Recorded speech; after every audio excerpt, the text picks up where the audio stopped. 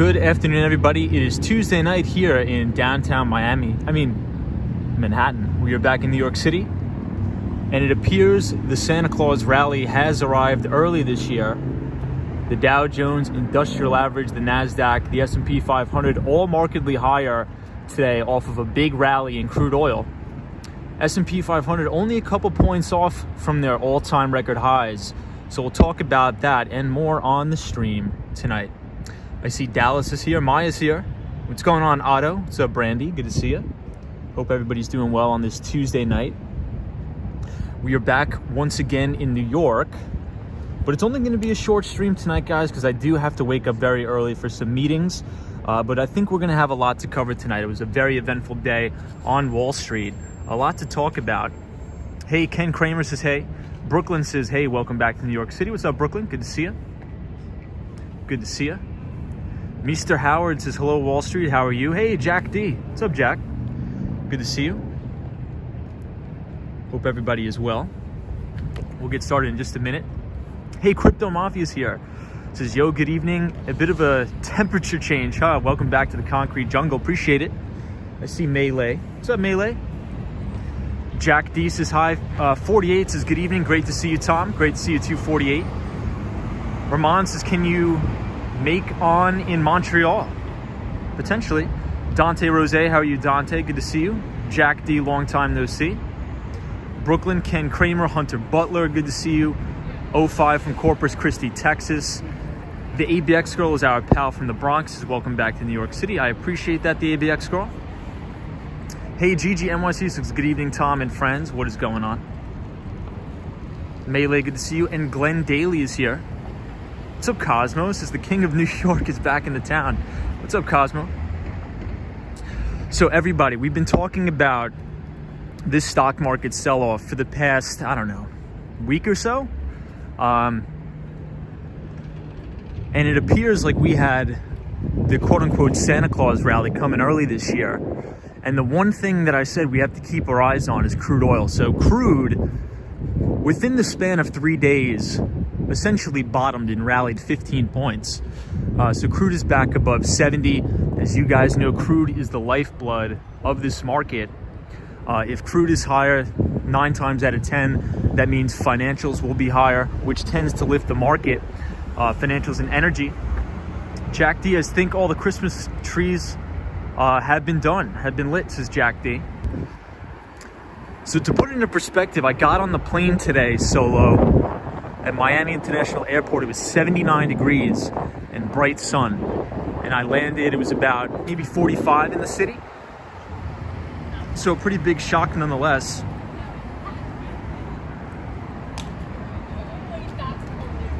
Good to see you, GG NYC. So we are here on Cooper Street in Lower Manhattan, but we are going to be walking back, pretty much just commuting back to the Moynihan train station.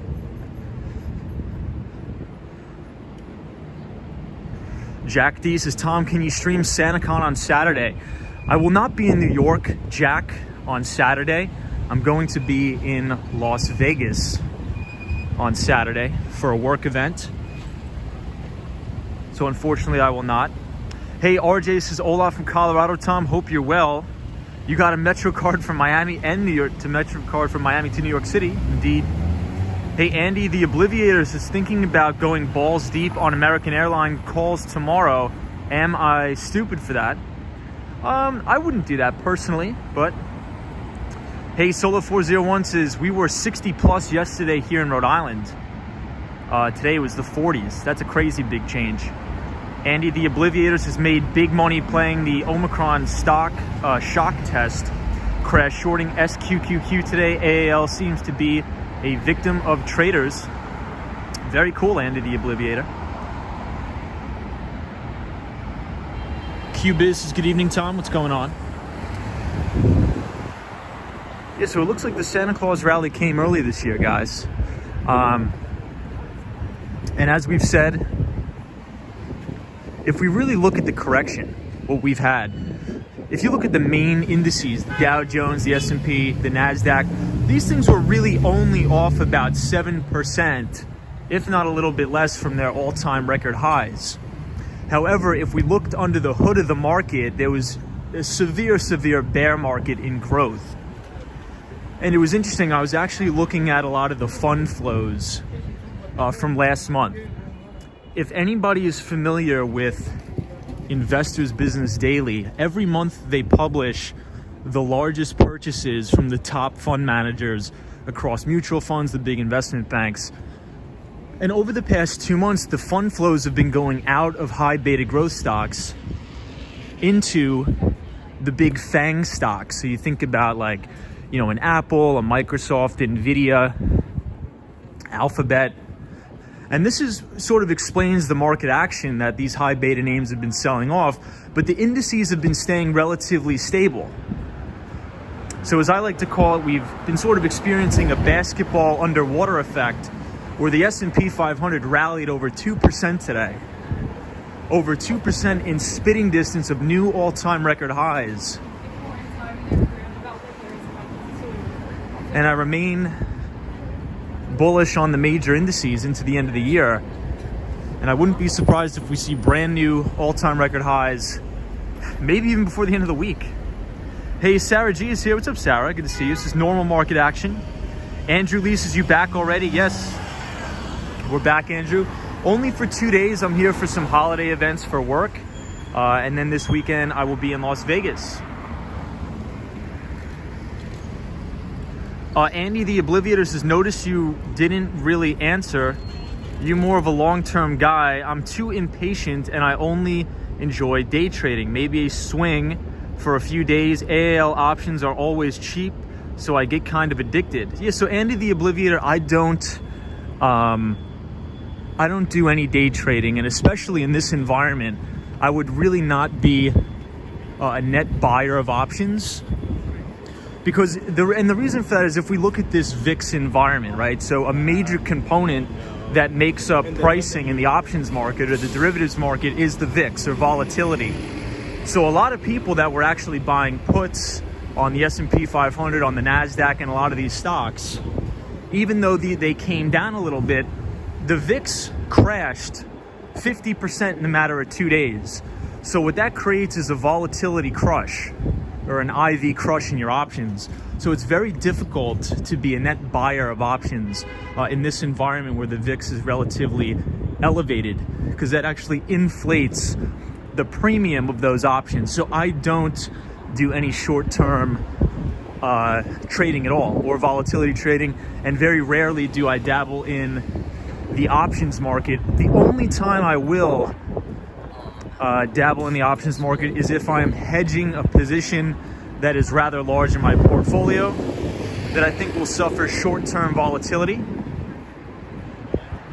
But besides that, I don't trade options. I'm not saying that you can't make money in it. I'm just saying that's not what I personally do. And I would never touch any of the airline stocks. Hey, Vinny Castellanos here. What's up, Vinny? Good to see you.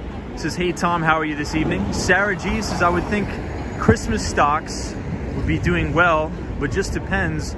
I like long-term view as well, says Sarah G. I see Joey says, where are we headed tonight? So, Joey, we are headed back to the Moynihan train station. Andy the Obliviator says, thanks for your insight on that, man. Appreciate it. Yeah, no problem. It probably wasn't very helpful, but that's just me personally. I think everybody's very different in their approach. And in my approach, I don't do any sort of short-term trading, very rarely, if not ever. Well, good to see you, Andy, again. Always welcome here. Sarah G says, long-term S&P, then just having fun buying certain stocks. I think that's a pretty good way to go about it. So everybody, the topic for tonight's stream that I wanted to touch on a little bit, and the reason why I'm bringing it up is I mainly wanted to gauge the audience's sort of perspective on these technologies. So Apple, there was a couple analysts, I was reading some research reports from Deutsche Bank as well as Jefferies, and there were these two very prominent Apple equity researchers on Wall Street that predict that Apple is going to launch an augmented reality project for glasses. So an augmented reality project for glasses. So my question is, would anybody ever buy an Apple product that is Apple glasses? Would anybody ever do that? And this is sort of considered the augmented reality product set that these two analysts, one being at Deutsche Bank, one being at Jefferies, says that is going to hit the market in late 2022 or early 2023. And that is Apple is going to come out with augmented reality glasses. So I sort of wanted to gauge the audience's feedback to see if you guys think that this would be a good product or that would do well. What do you guys think? As we are here at the Stern Business School, so I always like to take a stop by at the Stern Business School because a professor that we talk about quite often on the stream, Professor Damodaran, is a great professor in securities analysis here. Crypto Mafia says if the technology works, not like the Google glasses. Yes, Crypto Mafia, the Google glasses were horrible. Andy the Obliviator says, I will never in my life buy an Apple product, first gen, always 100% overvalued, counting on the rich hipster market. You know, that's actually a very good perspective. Sarah G says, yes, but the infrastructure needs to be there, environments, people, avatars, and security. Very good point. Lionel says, hola familia, welcome. Hey, Sally is here. What's up, Sally? Good to see you. Hey, I see Chris here. What's up, Chris? Says, enjoying the stream again, Tom. You're spoiling us with all the content. Rob Hill says, it's the Mafia, New York City stockbroker. LOL, just kidding. Hey, what's going on, Rob Hill? Good to see you. Leonard King says, agree with Andy, maybe the second or third iterations. So this is the campus of NYU on West 4th Street, everybody. RLS is on Wall Street today. We are not on Wall Street today, but we are on the campus of New York University. Otto says Apple is great at integrating their products into the Apple ecosystem, so I would say yes. So there was an amazing article in Investors Business Daily that was showcasing, or that interviewed these two analysts, one being from Deutsche Bank, the other one being from Jefferies. And essentially what Apple tries to do is they always try to be at least the second or third person to the market. They really don't like to be the first person to market. And one of the things that we could sort of pick this from is cars, vehicles. Now Apple, by 2025, they want to get into electric vehicles. So a lot of analysts are looking for that. But for the topic of this stream, many analysts on Wall Street are predicting that Apple will launch augmented reality glasses by late 2022. So augmented reality glasses overlay digital images and information into the viewer's field of vision. Applications can include navigation, gaming, commerce, and more. So imagine you're walking down the street, you have your Apple glasses on, and it's essentially projecting an image in front of your eye, telling you where to go, where to turn. I think that would look a little bit goofy, but I mean, the engineers and the design team at Apple are phenomenal. So I'm very interested to see how far this product set could get. Hey, I see Daniel G here. What's up, Daniel? Good to see you. Happy Tuesday. Daniel G is joining us from Buenos Aires, Argentina. Devon Avery says heads up display. What's up, Devon Avery? Vinny Castellano says, Tom, do you think the market is gaining too fast? In other words, are we headed for a faster depression?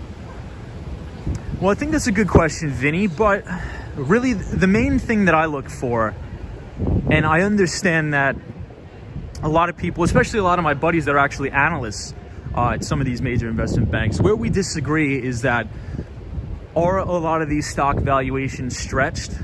Yes. Are a lot of price to sales multiples extremely extended? Yes. Is the price to earnings multiples extended? Absolutely. But what we have to understand is the environment in which we are in. Okay. So we are in an artificially low interest rate environment where the Federal Reserve is going to be continuously very accommodative to this market by buying mortgage-backed securities, by buying US Treasuries, providing ample liquidity for the market. So every time we have a little bit of a sell-off, the analogy I like to use is a basketball underwater. You ever been into a pool and you have a basketball, or really any ball for that matter, soccer ball, volleyball, and you hold it underwater?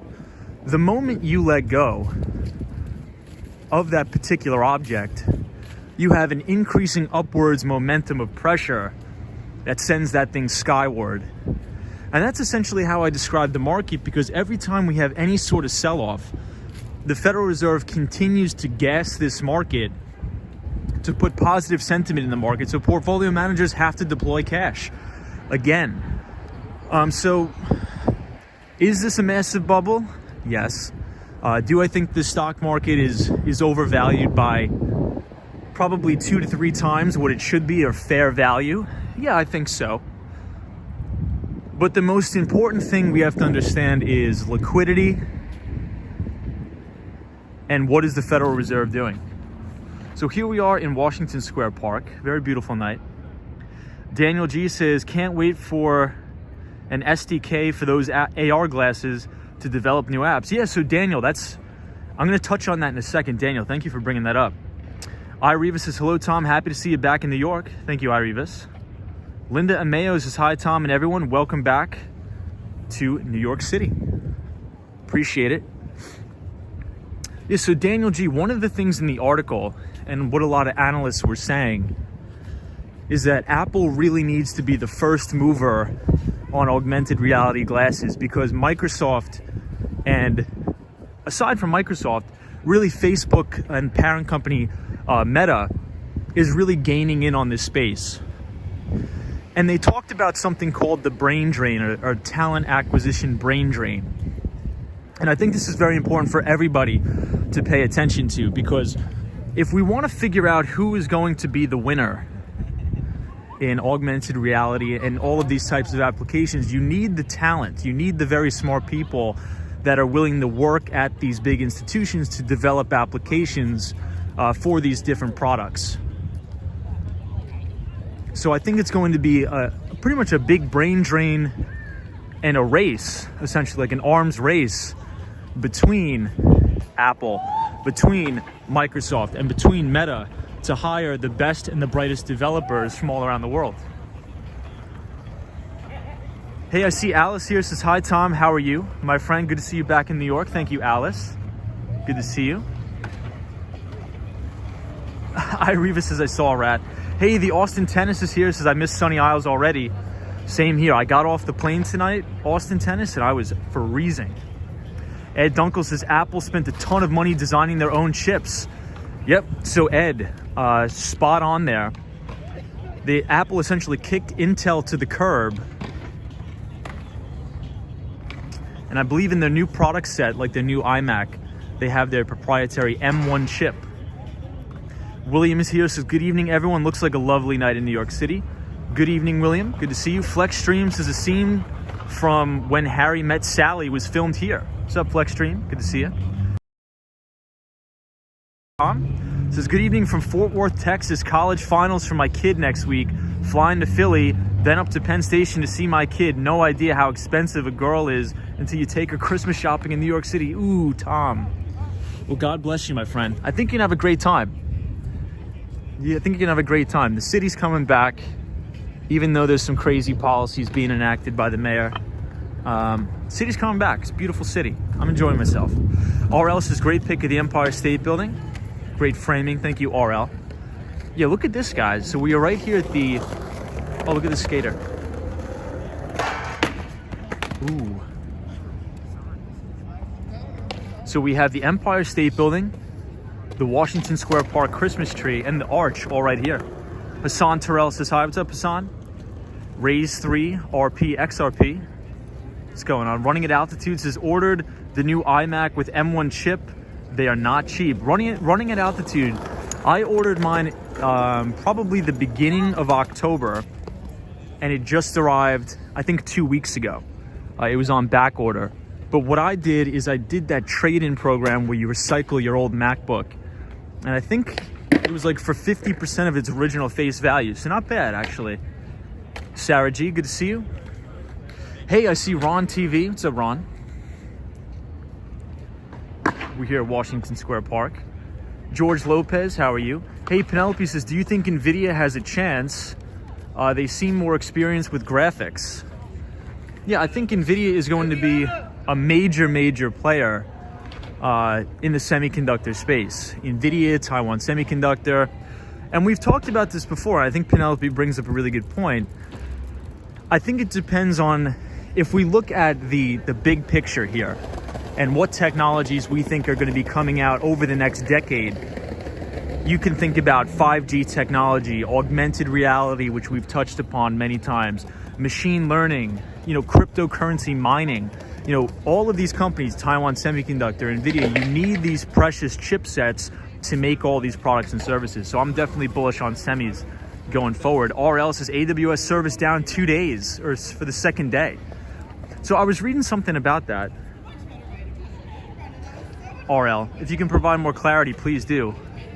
Crypto Mafia says, I believe, just my opinion, Apple glasses will be the most innovative technology since the iPhone, Samsung, and others will follow.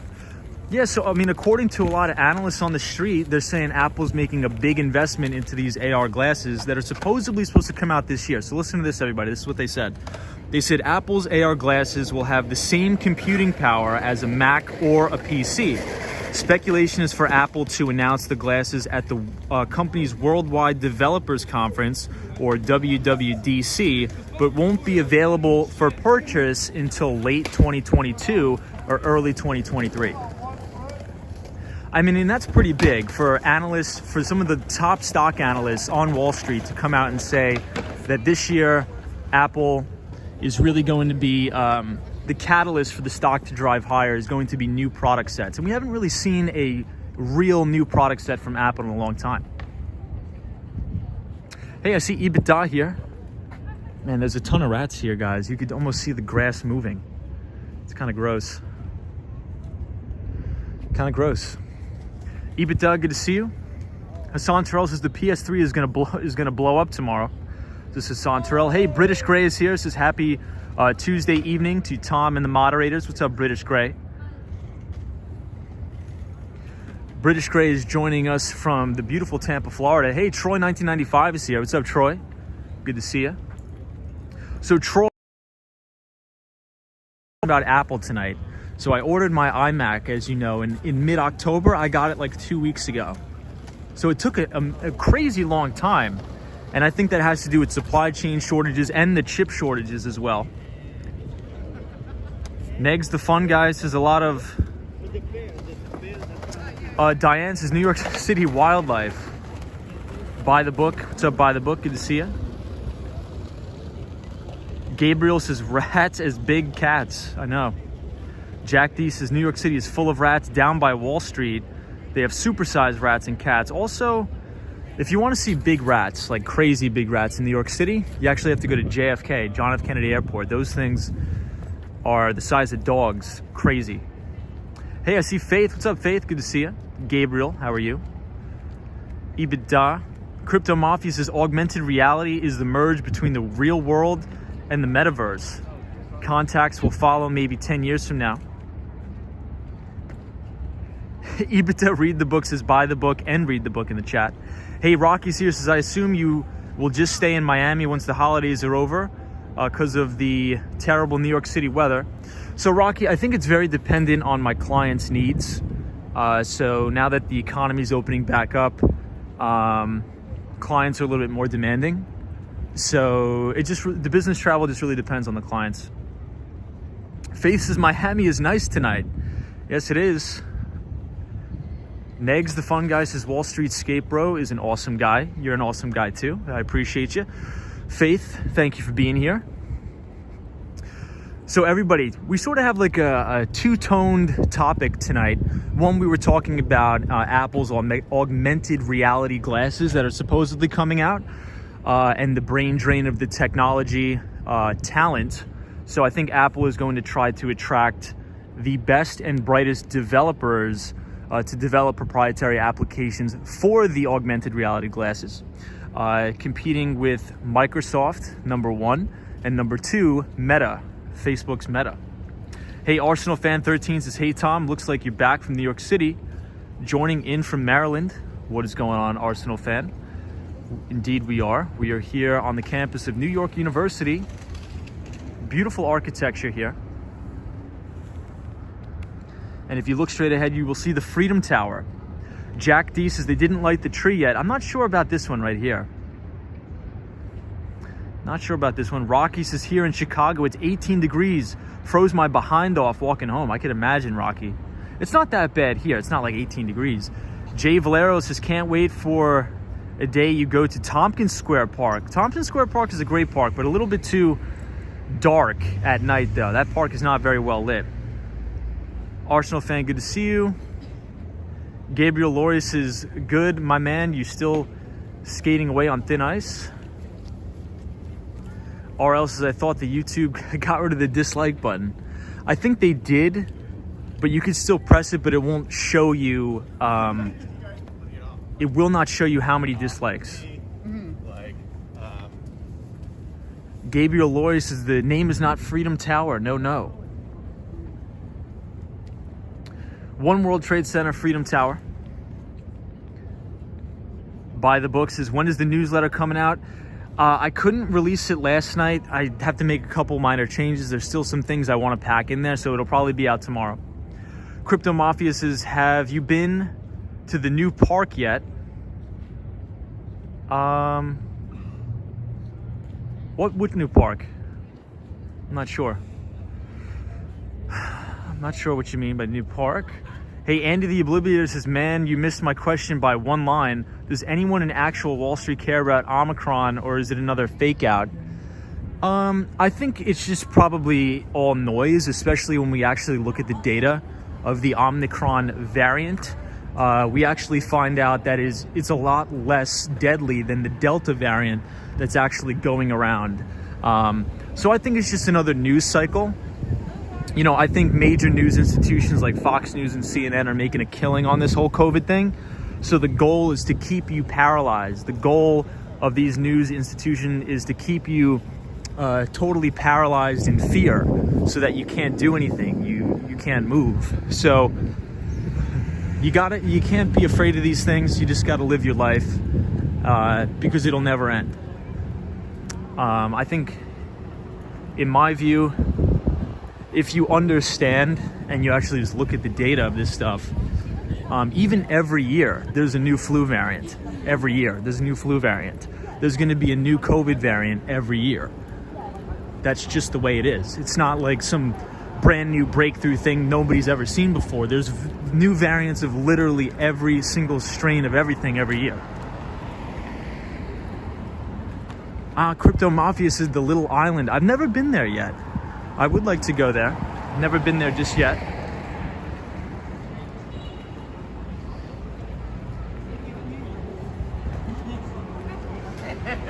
But guys, we do have to keep the big C talk to a minimum, because I already have 2 strikes on the channel, 3 strikes and we're out of here, and then there'll be no more stream.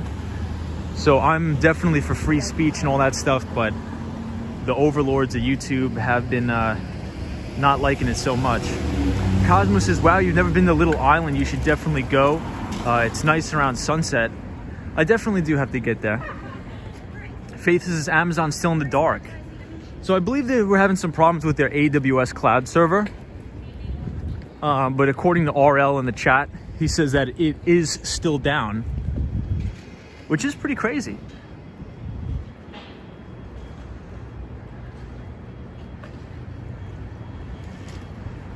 Yeah, XRP. Flex Stream says, create a second channel as a backup. Hey, Ed Podcast says, that's not right. YouTube is like that. I agree. Well, for me, I mean, on the channel, you guys know me. I let you guys talk freely about whatever you want in the chat. I don't care. But YouTube actually flags it and says I'm promoting an environment of, what'd they say? Well, let's just try not to get another strike. Vinny Castellano says, don't jeopardize this channel. Yeah, let's just keep it to a minimum, guys.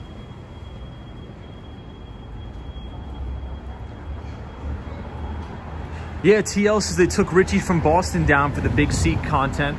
And I believe the 2 videos that I got the strikes on were videos where I was talking about some biotech stocks. I was just covering earnings.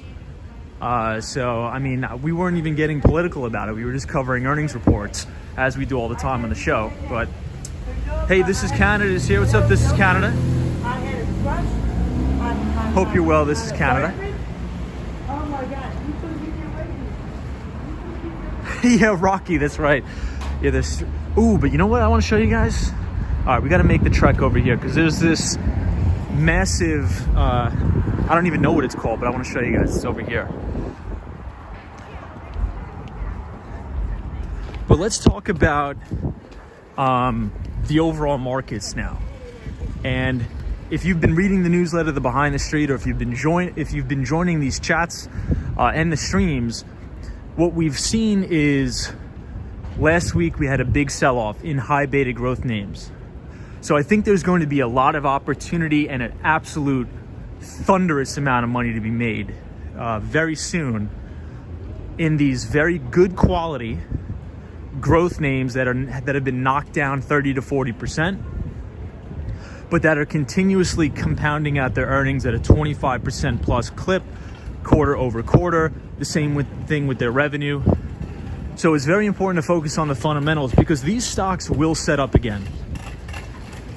Right, so it's very important during these times where we have a bear market in growth is to keep our eye on what I like to call the true market leaders. And the true market leaders are the stocks that tend to trade at premium valuations, tend to be a little bit more volatile, but their earnings are explosive. So a company, you can think about like Zscaler, which has a ridiculous multiple. A lot of people think it's overvalued, but these are the type of stocks that go up 200 to 300% during a big bull run, assuming that the quality of its earnings stays intact. So now that a lot of these stocks are knocked down quite a bit, what I like to look for is volume to start to taper off on these names and the price action to go sideways. And oftentimes the price action will go sideways for many months, 2, 3, 4 months before these stocks get marked up again. And one of the reasons for that is because if we put all the fundamentals aside for a second, if we put all the earnings and the revenue growth, the return on equity, the pre-tax and after-tax margins, if we put all of that aside and we ask ourselves, what makes a stock go higher? And the answer is people buying it, right? And the stock's not going to go higher unless you have big institutional investors buying the stocks. And a lot of times for these big mutual funds on Wall Street to be able to get a full position on, it takes them weeks, if not months, and sometimes years to average in and accumulate and absorb all of those shares.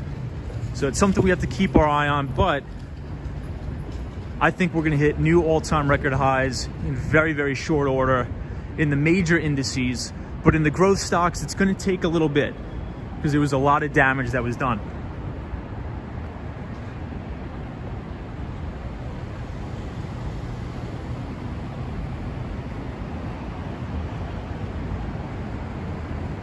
So we are coming up on Astor Place.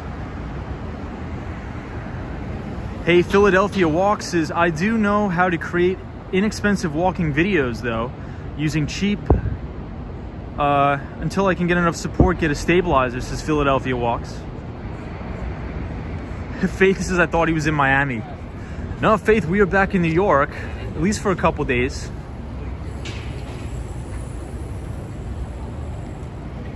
Good to see you, Philadelphia Walks. Edwin says Miami and New York. Good to see you, Edwin. Michelle O'Rourke says, I have missed being on the stream. We missed you, Michelle. Hope you're having a good day. Wow, so Michelle said she actually just had a daughter a few weeks ago before Thanksgiving. Well, Michelle, congratulations, and I wish you the best. That's awesome. That's really cool.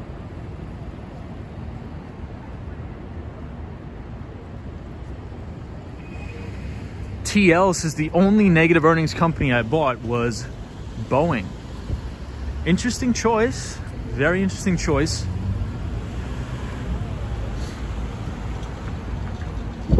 So we are now passing the IBM building here on 4th Avenue. I'll show you guys the whatchamacallit here. This is a very famous, at 51 Astor Place, very famous balloon dog here. Michelle O'Rourke says, being a mom has kept me busy. That's good. Hey, Chris says, how much is the flight from Florida? $49. Michelle O'Rourke says she is 7 pounds 8 ounces. She has my green eyes and has red hair like her daddy's. Chin and smile. That's awesome, Michelle. God bless you. That's awesome. Hey, Joyce Carter's here. Says, hi, Tom. Today is December 7th, 2021. Hope you're well, Joyce. We are here near St. Mark's Place. Andy the Obliviator says, does the Fed tapering off repo concern you at all for the indexes long term?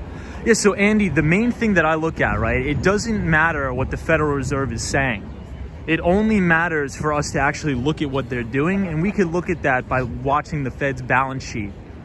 So when Federal Reserve Chairman Jerome Powell talks, I'm not even really interested. I just look at the Fed's balance sheet, and as long as that balance sheet is expanding, which it is every single day, this market's going to go higher. Could we have volatility? Yes. Is it going to ebb and flow in some ways? Yes. But the overarching theme is that the Federal Reserve is going to continue to buy it all. They're going to continue to buy mortgage-backed securities. They're going to continue to buy treasuries, and they're going to continue to leave rates suppressed. So until I actually see a rate hike or see them tapering their asset purchases, then I will change my view. But, you know, if we look to people like Paul Tudor Jones and Stanley Druckenmiller, they say the same thing. They're like, you gotta watch that balance sheet. Watch the Fed's balance sheet. Don't really listen to what they're saying. You gotta focus on what they're doing. But should they start to taper? Yes, that does concern me about the market. So here we are at Astor Place with this massive Salvation Army bucket. Pretty cool. Hey, Carolina Tom says, north or south? Love to hang out with you and talk finances, buddy. Thank you, Carolina Tom. Appreciate that. Hope you're enjoying New York. We're going to be back here for a couple days for business. Hey, Marjan Worldwide says, what's up, bro? Back in Manhattan already. Indeed, we are, Marjan. I'll be here for the next couple days. Ken Kramer says, the Fed supplying the air to the bubble. Indeed, they are. The Fed has successfully reinflated an asset bubble across pretty much every single market, real estate included. Philadelphia Walks says, I know nothing about finances, Wall Street, etc. Although for undergrad, I did attend the University of Delaware and our business college was considered good. That's awesome, dude. That's really cool. When did you graduate college? XRP says, David Schwartz equals Satoshi Nakamoto.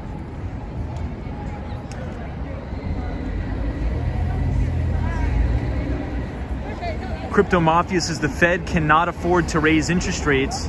Balance sheet is too big. Yeah, and so I think this mini sell-off in growth stocks over the past couple weeks, I think that was a mini taper tantrum. I think the market was telling Fed Chairman Jerome Powell, if you taper, we're going to tank this market. Sarah G says, where did you get your tickets? I got my tickets from kayak.com. Hey, Asia Unscripted says, good evening. Gabriel Laurie says, spin the cube around and around. You can, but I believe it actually broke, so they have it all gated off here now. Vinny Castellano says, come to Staten Island for some homemade lasagna. I'm down for that. So if you continue to walk down here, this is Soho down here, everybody. It's one of my favorite places. Ali says, hi from Iran. What's up from Iran? Diane Van says, you have to seek the actual information, not listen to voices. Too many speak with the intent of manipulation, says Diane Van. I agree with that. Philadelphia Walks says, in 1992 undergrad, 2015 MFA. I'm actually a girl. Awesome. Well, that's cool. Congratulations on your success.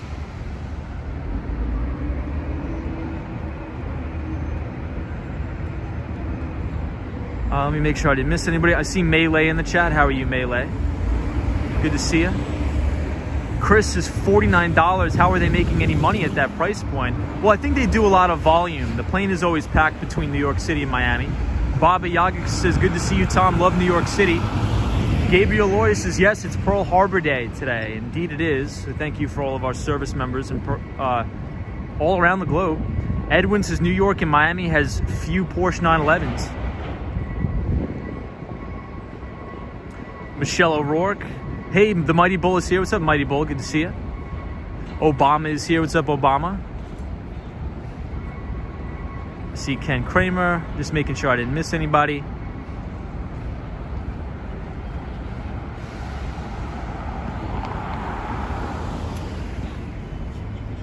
Hey, Lady O. What's going on, Lady O? Is our moderator from New Jersey. Good to see you.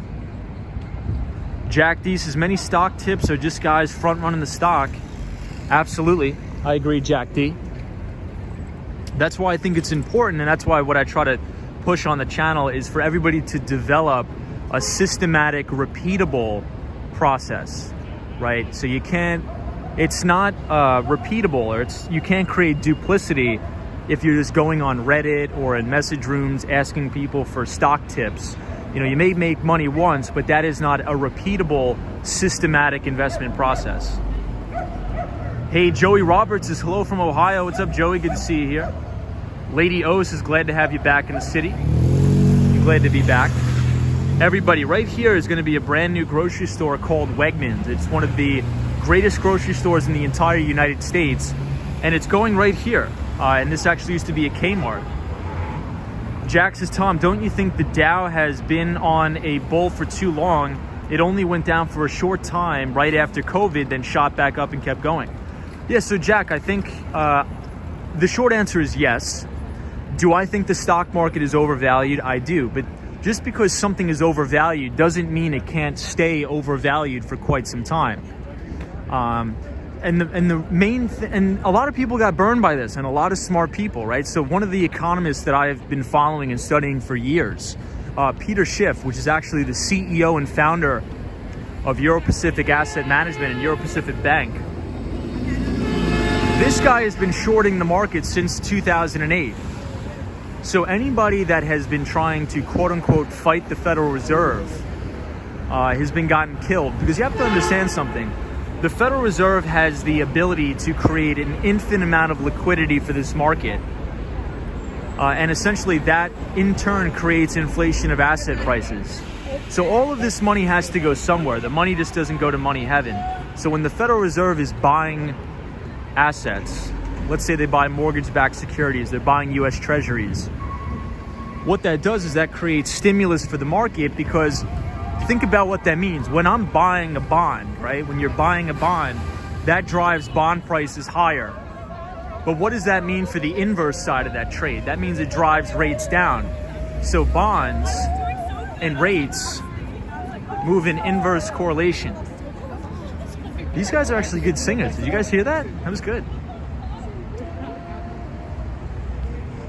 So in these environments of egregious quantitative easing, what you oftentimes see are these companies that are producing very good earnings or predictable earnings. Like let's take Alphabet, for example, or any of really these software as a service stocks.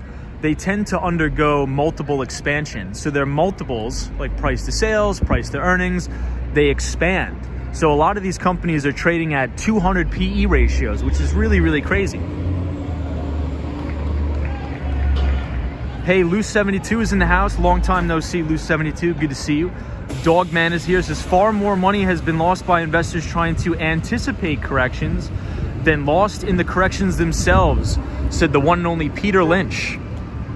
Yes, absolutely. So Peter Lynch, as Dogman said, is one of the greatest and most well-renowned mutual fund managers of all time. And he used to run the Fidelity Magellan Fund back in the day, in which case he always, I think in every single year he ran that fund, he outperformed the S&P 500. And Peter Lynch has a great book out, many books, but my favorite book by Peter Lynch is One Up on Wall Street.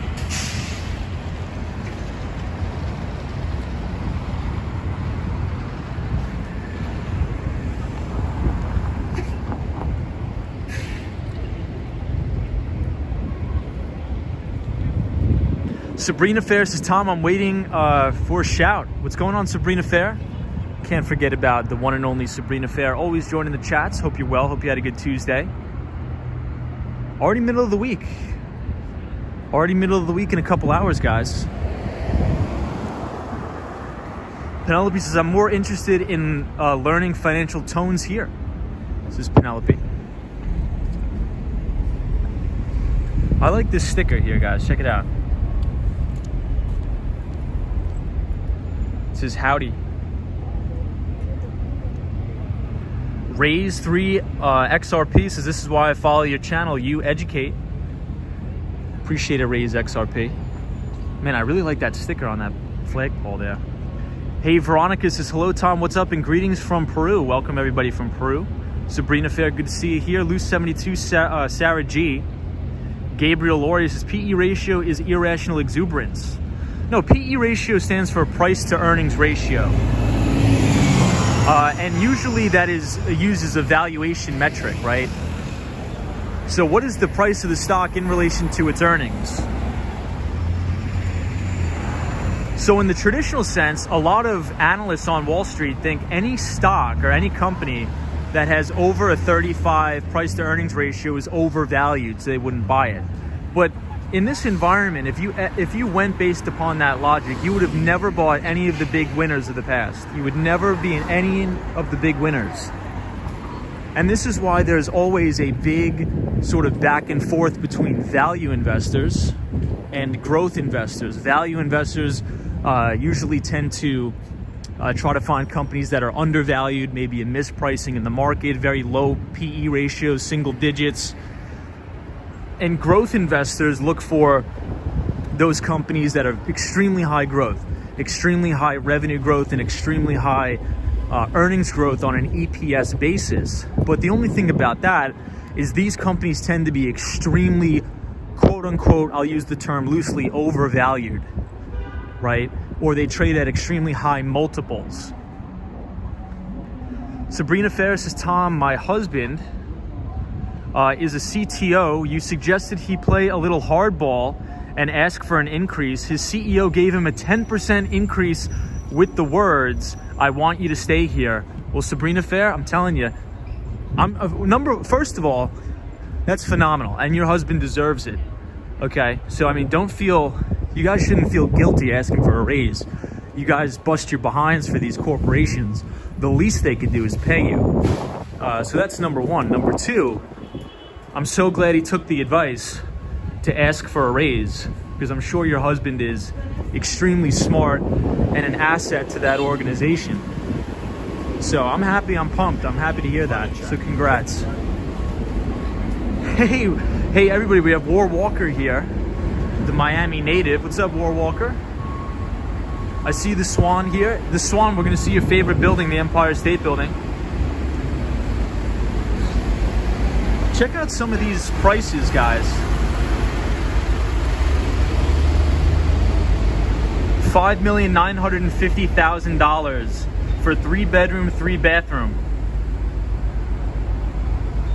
in Tribeca. $5,950,000. And the common charges every month at $3,145. Maron, crazy.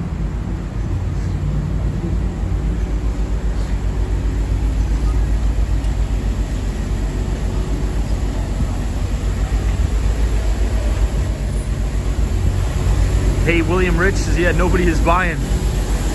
That's crazy price.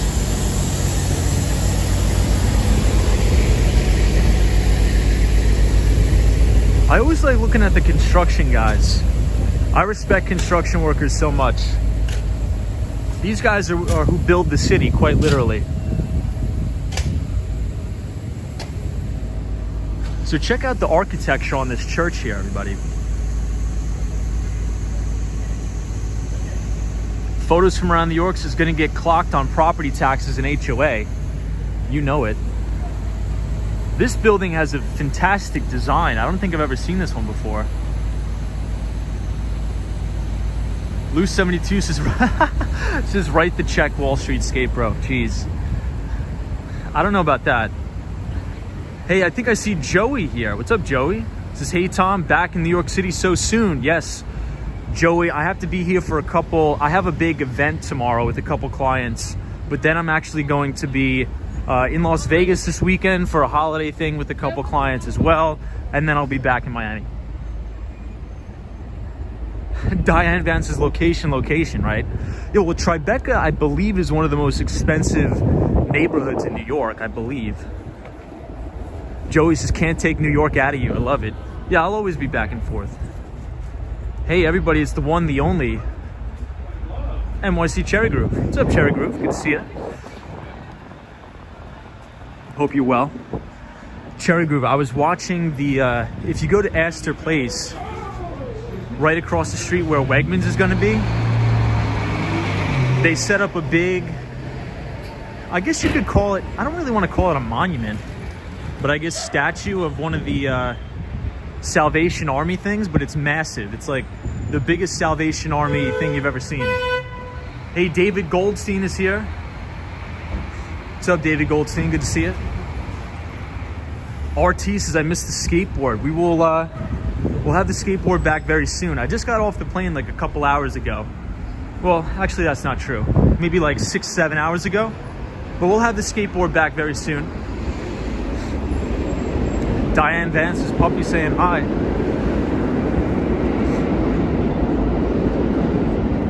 Hey, Marcy says, hey, checking in from Houston. What's up, Marcy? Good to see you.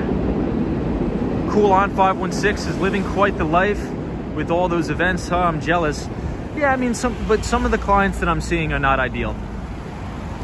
Carolina Tom says, financial pain will begin in the third week of January. Unfortunately, Tom, those that are prepared will reap huge benefits. Have your powder dry. Ooh, says Carolina Tom. Jimmy Anderson says, hey, dude, cheers. Finally back to a good schedule. What's up, Jimmy Anderson? Good to see you. Cosmo Scary says, my mom loves this bookstore. I like it too. Asia Unscripted, what's going on? Urkel, how are you? Felix says, we missed the sound of the skateboard. It's going to be back maybe tomorrow. Well, actually, I don't know about tomorrow. Sandro says, what's up from Belgium? Would love to visit New York City once in my life just to see the Flatiron Building, Statue of Liberty, and the Empire State Building. Well, let's hit them all tonight. We'll take a little walk around, and I'll show you the Flatiron Building here in just a minute, and the Empire State Building in just a minute. Jay Valero says, do you still skate? Yes, I do. Quite often. Good to see you, Jay Valero. Jimmy Anderson's, how's the weather there? It's freezing here in STL. Well, this morning in Miami, it was very chilly, 79 degrees and sunny. And when I got off the plane, I would say probably, what do you think it is outside, guys, tonight? Maybe 43, 44? Jay Valero says, so we can go have a session downtown for sure. Absolutely. Hey, I see Marty Lewis here as we come up on East 13th Street. What's up, Marty Lewis? Good to see you. Sandro says, that would be cool, bro. Love the stream so far. Keep it up. Hopefully you can get to New York City very soon. Marty Lewis says, hi, Tom. On my way home from swimming. Very cool. Where'd you go swimming at, Marty Lewis? Are you in a climate where you're swimming in the ocean or are you swimming inside?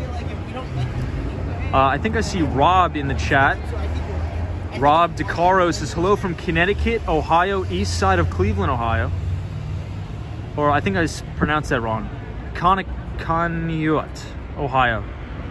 Very cool. Hey, Ron is here, says, hey, Wall Street. Or, hey, Tom, thank you for taking the time tonight to stream. No problem. Luna says hi.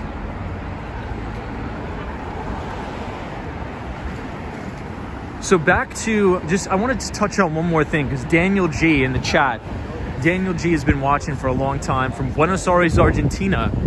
He says he can't wait for all of the augmented reality stuff, especially in terms of the glasses. So Apple, there's these two very prominent analysts on Wall Street that are predicting that Apple is going to announce a new product set this year called the Apple Augmented Reality Glasses.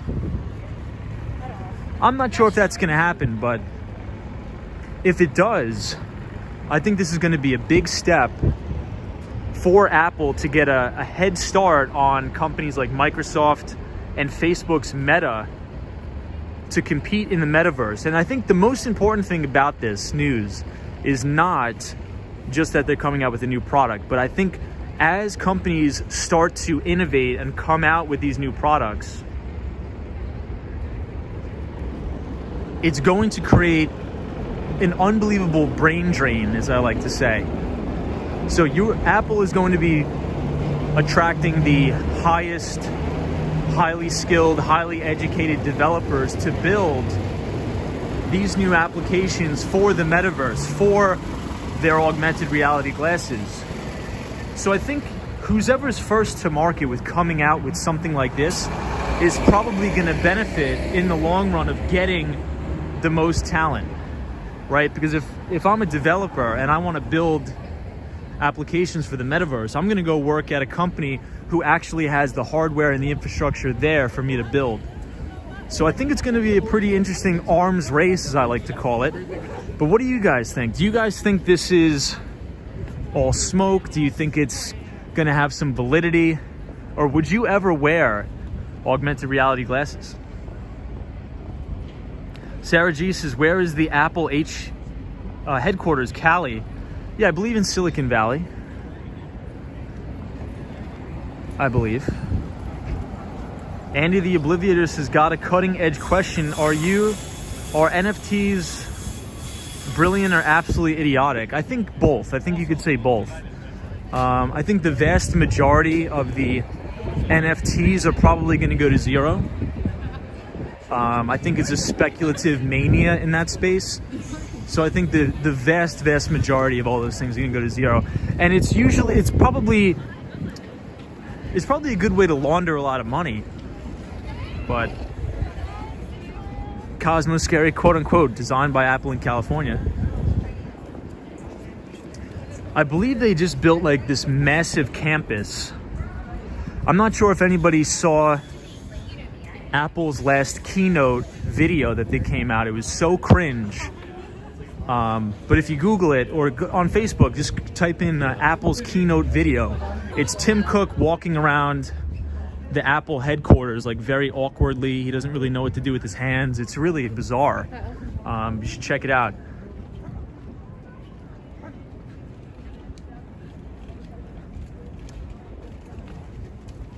Yeah, so SanDRO says VR has been a thing for quite a while now. But just remember what happened with Google Glasses. It was a flop.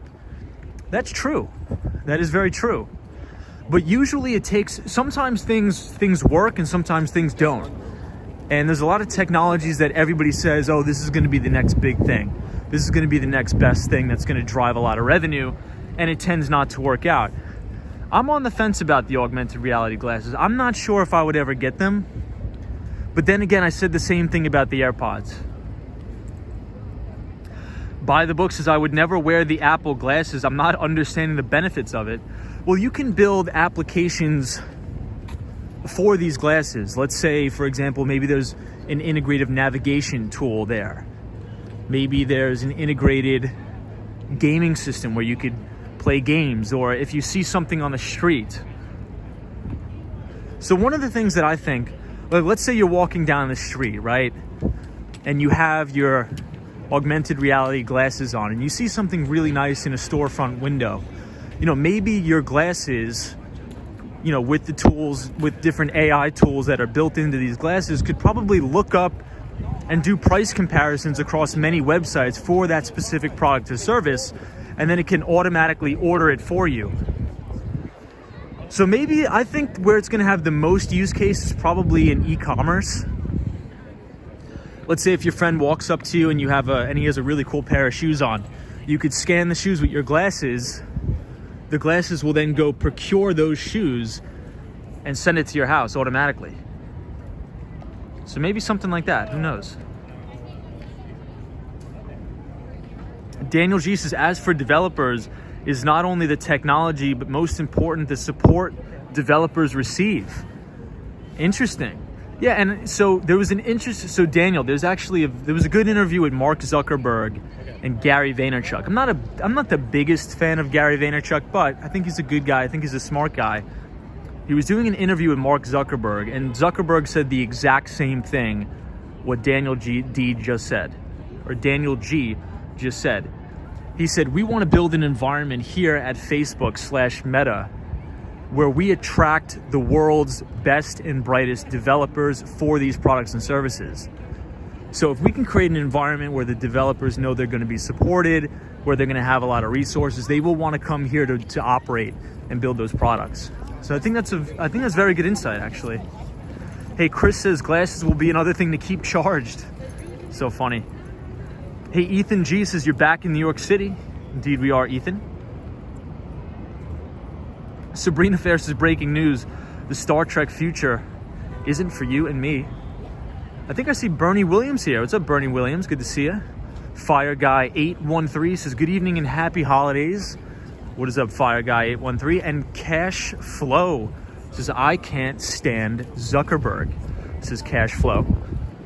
Yeah, I think a lot of people are extremely polarized in relation to Mark Zuckerberg. A lot of people don't like him. A lot of people do like him.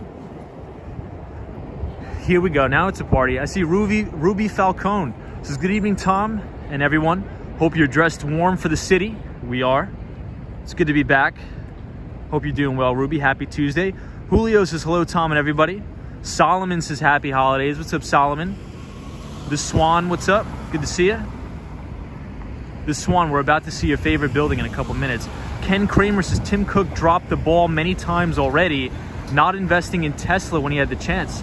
Yeah, Ken Kramer, you're right. So Elon Musk actually wanted a meeting with Tim Cook, and Tim Cook would not even take the meeting with Elon Musk. How crazy is that?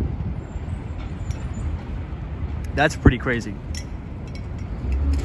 But then again, I mean, a lot of analysts on Wall Street are speculating that Apple is going to be coming out with its own Apple car in 2025. Joey says Apple definitely has something up its sleeve. I agree. Joey says too much cash on hand. Yeah, so that has been another thing. So, Joe, you make a good point. So a lot of my friends, we've been speculating that, Apple has all of these billions of dollars in cash on its balance sheet. Are they waiting to make an acquisition? But then again, Apple rarely ever makes acquisitions. They usually like to keep the research and development or R&D portion in-house. They don't like to go out and acquire other companies. So maybe they're holding back all of this cash to try to study the market and really pick 2 or 3 things to really double down on, right? So maybe they're making a big play on the metaverse with these augmented reality glasses, or maybe they're going to make a huge push into electric vehicles. I don't know. I think it would be my take with the electric vehicles is that Tesla is so far ahead of everybody, not just in the battery capacity or energy storage capacity, but in the data. Tesla has so much data on its autonomous vehicles, superseding anybody. Maybe, I think probably the closest person to having as much data on autonomous vehicles or autonomous driving to Tesla would probably be maybe Google's Waymo, maybe. But if you think about that, I mean, data is the new oil in this age, and whoever collects the most data is going to have an exponential lead on developing new products and services and making them even better. Ooh, Robert Hill says Tesla is going to make phones as well. I don't know about that, but a Tesla phone. Sally says Apple should make a new Apple Watches that can work with any smartphone. Musk said AI is summoning evil in an interview. He even said at the Joe Rogan interview, what do you say? Hold on, the comments are going fast. He said, I tried telling people to stop, but they wouldn't listen. But then again, Elon Musk is just a front man. Yeah, so, I mean, I think I don't know. I don't think that AI is going to be this big, scary thing that everybody thinks. Bernie Williams says the Google versus Tesla approach. I missed the comment.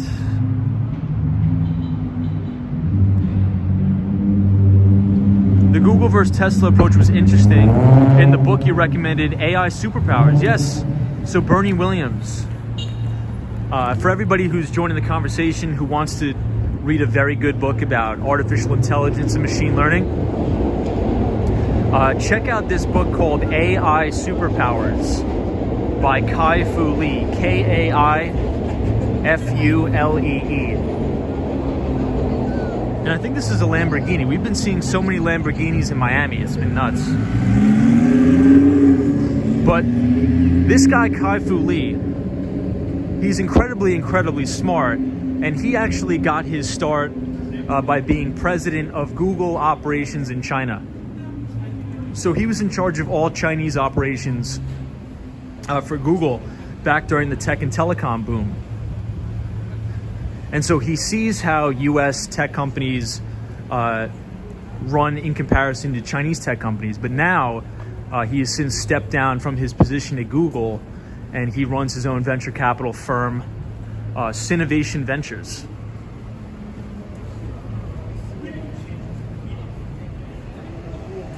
Sabrina Fair says, dig the sound of the Lamborghini. So now we are on East 20th Street. East 20th Street headed northbound on Broadway. Bernie Williams' superb book, AI Superpowers. Glitch says, sup, you remember me? I'm Glitch. Of course. Glitch, welcome to the show. Hope you're well. Happy Tuesday. Ken Kramer says, I would not bet against Elon Musk. Otherwise, I'm like using it or losing it. I agree, Ken. I think one of my new rules that I made for myself is never bet against these mega geniuses, these crazy smart billionaires, right? There's no use in betting against Bill Gates. There's no use in betting against Elon Musk, Mark Zuckerberg. Even though you may not find them quite favorable or tasteful, definitely don't bet against them. Solomon says Elon Musk is the richest man on the planet. Sarah G says, me either, not against his work ethic. Yeah, Elon Musk, I mean, the way that guy works, it's almost like he's a robot, the way that guy works. George Lopez, good to see you. So when we cross the street here, if you look straight ahead in just a minute, you're going to see the Empire State Building. It's one of the greatest views in the city, right here from East 21st Street. Sabrina Fair says, Tom, the interview with Elon and Jack Ma, it is something to see. Elon was respectful. They discussed AI. Yeah, so Sabrina, I saw that interview with Elon Musk and Jack Ma. I thought it was a very good interview. But a lot of people actually were criticizing Jack Ma during that interview. Diane Vance says, you don't have to like someone to respect them. Yeah, that's true. So I'll give you guys a good shot here of the Empire. Andy the Obliviator says, beautiful view. San DRO says, thank you for showing us, no problem. Solomon says, very true. Marjan Worldwide says, they were talking about Allen Iverson. I don't understand. Isn't Allen Iverson a basketball player? Jim Martin, the one and only, says, hello from Toronto, Canada. What's up, Jim? Good to see you. VS is fantastic. Glitch says, what YouTubers do you watch on your free time?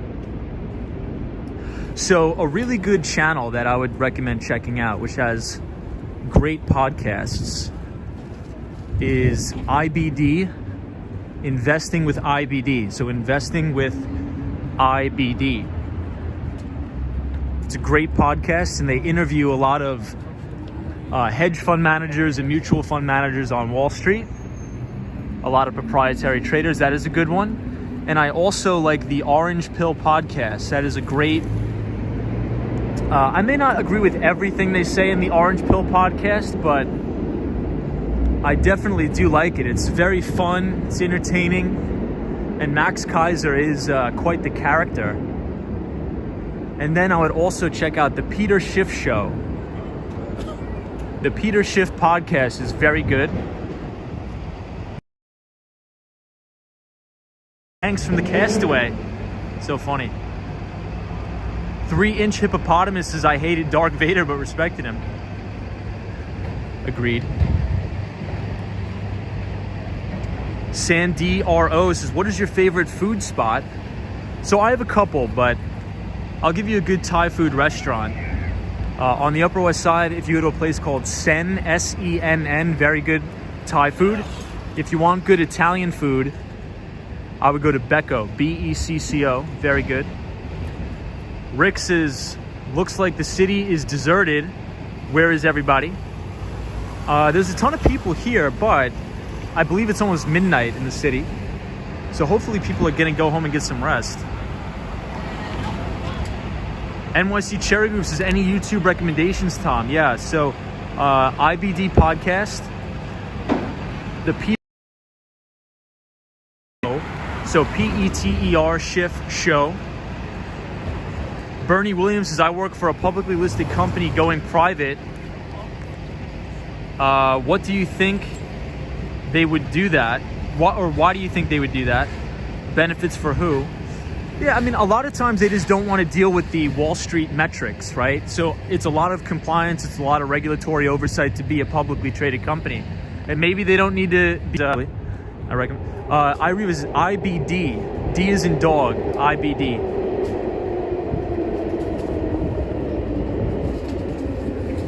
Liz WG says almost midnight, it's 9:30. Oh, is it really 9:30? I've been losing track of time, guys, so I've been on flights all day.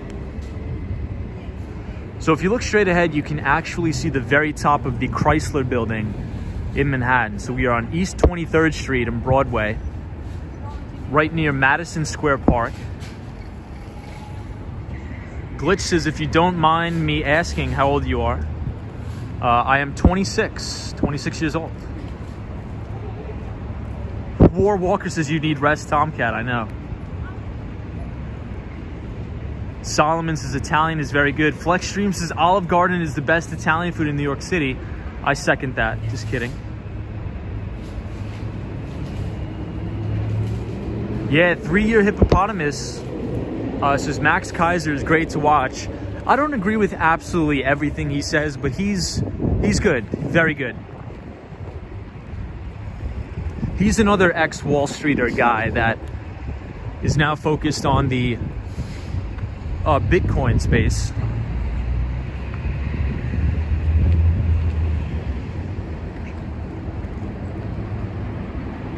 So there's another person that used to be, well, I guess you could still say he is a very prominent voice on Wall Street.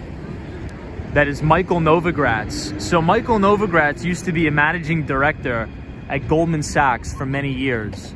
And then after Goldman, he actually left to work at a hedge fund here in New York City called Fortress Investments. And he was so successful at Fortress that he minted himself a billionaire. And now he owns and runs Galaxy Digital, which is a broker dealer focused on onboarding institutional investors into Bitcoin and other crypto assets. And it's interesting to watch the trajectory of his company because, ooh, that was a good skateboard trick right there. It's very interesting to watch the trajectory of Michael Novogratz's new company because they headhunt a lot of investment banking analysts from Wall Street to try to work in the cryptocurrency space. So whether you think cryptocurrencies are ridiculous, they're scams, they're schemes, it's all BS, I don't think it really matters as much as if you think that is, you have to watch where the talent is flowing. And if you have, seasoned investment bankers that are VPs or managing directors that are making, $500,000 to sometimes multi-millions of dollars a year, willing to leave those lucrative positions to go work at a startup in the Bitcoin space, that's definitely something we need to at least be paying attention to, right? Because it comes down to the fact that a lot of people who work at these big tech companies like Google, Microsoft, and a lot of these big investment banks are quantitative hedge funds on Wall Street. These people are some of the smartest people on the planet. They've gone to the Ivy League schools and everything like that. So if these people are willing to risk their careers to go work at a startup in this type of space, either if it's fintech or Web3, I think it's definitely worth noting. Hey, Basically Biz is here. So skaters seem to like Madison Square Park. Indeed they do. Solomon says a lot of young people are doing Robinhood. Well, yeah, Robinhood is like, I would stay away from that. Robinhood is a discount security broker dealer that I think encourages people to do like very high leverage gambling instead of actually investing. So I don't use Robinhood. Obama says, remember the guy who paid 10,000 Bitcoins for a pizza? I do. Good to see you, Mighty Bull. So I believe somebody wanted to see the Flatiron building. The Flatiron building is actually right here. But the bad thing is it's covered in all scaffolding, so you can't really see it. Linda Ameos is here in the Bronx. We go to Arthur Avenue, the best Italian restaurants. What's up, Dutchman? Good to see you. Sabrina Ferris says, yes, agree, Tom. I have an E-Trade account. I use Interactive Brokers and Charles Schwab. Gabriel Laurie says, Acorn, ? I would never recommend it. Not a big fan. Solomon says, nice view. What's up, Solomon? NNBO45 says, good evening again, Tom. Please keep it up. You're doing great. But like another person said, take a day off. Agreed. But I like it. It's sort of like my release. It gives me time to interact with all of you and give me a break from work. So I definitely like it. Photos from around New York says things to avoid: Robinhood, AMC, GameStop, and altcoins. I think that's a pretty good. I think that's pretty good. I agree. Jay Traders here says Amazon cloud outage.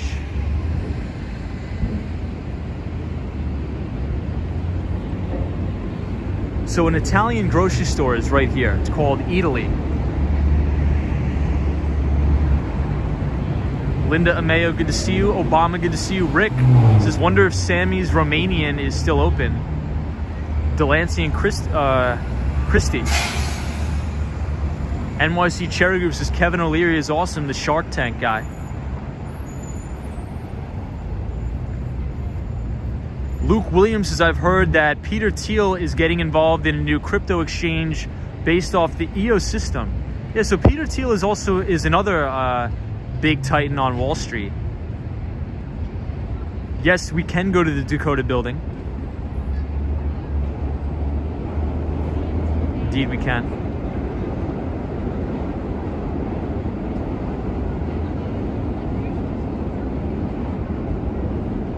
Glitch says, you are so cool. I love your streams. You are the only streamer that reads my comments, says Glitch. Well, I try to read everybody's comments, but sometimes it's difficult if we have so many people in the chat. Ruby Falcone says, I always look forward to your streams, Tom. Thanks so much. No problem, Ruby. Rick says, just visited Metropolitan Museum of Art, 5th Avenue and 83rd. It was awesome. Yeah, that's one of my favorite museums there on the Upper East Side of Manhattan. That one is fantastic. And if you get there very early, it's almost like you have to spend the whole day at the museum because it is just so massive. It's impossible to see everything in one day.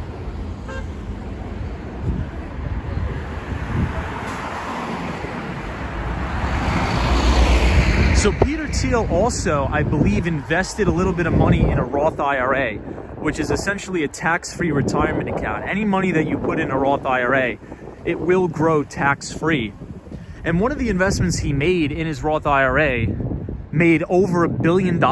So he's gonna be able to take out over $1 billion and not pay a single dime in taxes on it. How crazy is that? I guess that's the power of Roth IRAs.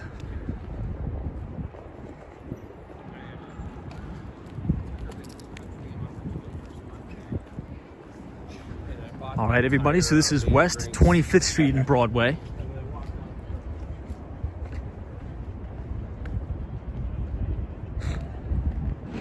Hey, Debbie is here. Says, hi, New York. What's up, Debbie? Good to see you. Ron TV Metro says, do you think investing in tourism is a smart move these days? So what do you mean by investing in tourism? Are you talking about investing in specific stocks that have exposure to the tourism industry? So like airline stocks or cruise stocks?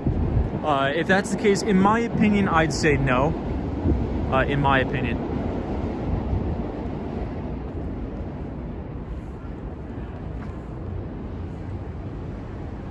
Hey, Phil says, aren't you only allowed to put like 7K a year in a Roth? I think it may be less than that. I think it may be a little bit less than that, but yeah. But I believe if you Google Peter Thiel Roth IRA, I'm not sure the exact story of how it went down. It may have been like a backdoor Roth IRA. But one of his investments, I believe he had a bunch of stock options or something like that. I don't know the exact story, but you can look it up, and it's such a fascinating story. But now he has over $1 billion balance in there. Really crazy. If anybody wants to Google that real quick and then put it in the chat. Hey, Sunshine in New York says, dude, you were back on the scene in the cold. Welcome back to New York City. Thank you, Sunshine. Good to see you as always. Kaylee says, hi, new S. What's up, Kaylee? Avocado. Good to see you. Thank you for joining the channel. We appreciate you being here. Solomon says, true Roth IRA is the way to go. Ken Kramer says, old limo. Yeah, it's definitely important, especially when you're young, to stock away. You gotta think about the future, the long term. And it's very important to put away some money for retirement. Absolutely. I like how they close off the street here, though. Gives it a nice vibe. Yes, Sarah G says it's $5 billion, actually. Yeah, I knew it was a couple bill or something like that, but here's another view of the Empire State Building. Hey, JK is here. What's up, JK? Good to see you. Hope you're well. The Swan, here's the top of the Empire. What do you think? Thumbs up, thumbs down. Cool on 516 is 6,000 if you are 50 or under for a Roth.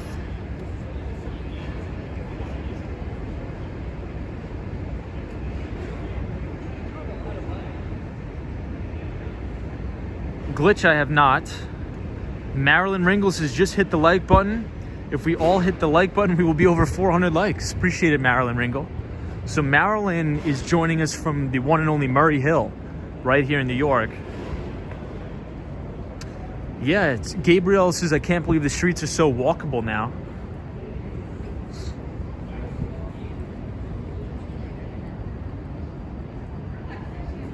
Solomon says, yeah, good view at the top of it.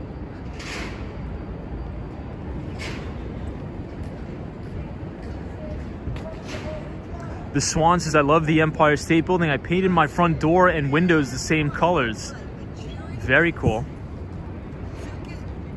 Basically, Biz says, any opinions on Fidelity? Well, Fidelity is one of the largest asset managers by AUM. And AUM is an acronym for Assets Under Management. So I think it's a very upstanding institution. Actually, Peter Lynch used to run one of the most successful mutual funds at Fidelity called the Fidelity Magellan Fund. And Fidelity actually custodies, I believe, the majority of the 401k assets in America. I think it's Fidelity and Vanguard who custody the majority of the retirement accounts. And Fidelity is actually one of the financial institutions that is also breaking off and making a cryptocurrency arm called Fidelity Digital Assets. So I think Fidelity is very good. Thumbs up, 2 thumbs up for Fidelity as we pass this Tesla here.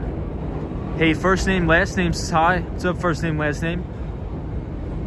For the love of God says AK is very smart with money too. Yeah, I think AK, Action Kid, was an investment banker, wasn't he? Ron TV Metro says, should I save up a portion of my income based on inflation or currency value? I think you should always take a predicated portion of your income and invest it over time. but I can't advise what you should invest in. 28th Street. Hey, Carol H. What's up, Carol? Can see you. And I think I see the one and only Laytha. What's up, Laytha? We just got back to New York City. It's going to be a busy day tomorrow.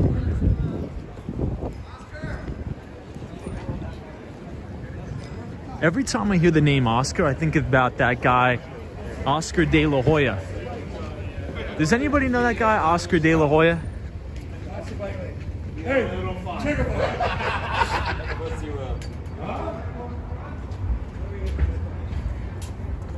Penelope, any updates on Tennessee? My friend's in Tennessee this week.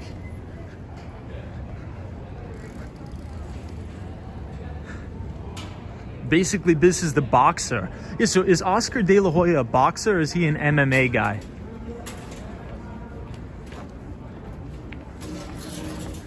Something like that. I think he's one of the most ruthless fighters ever.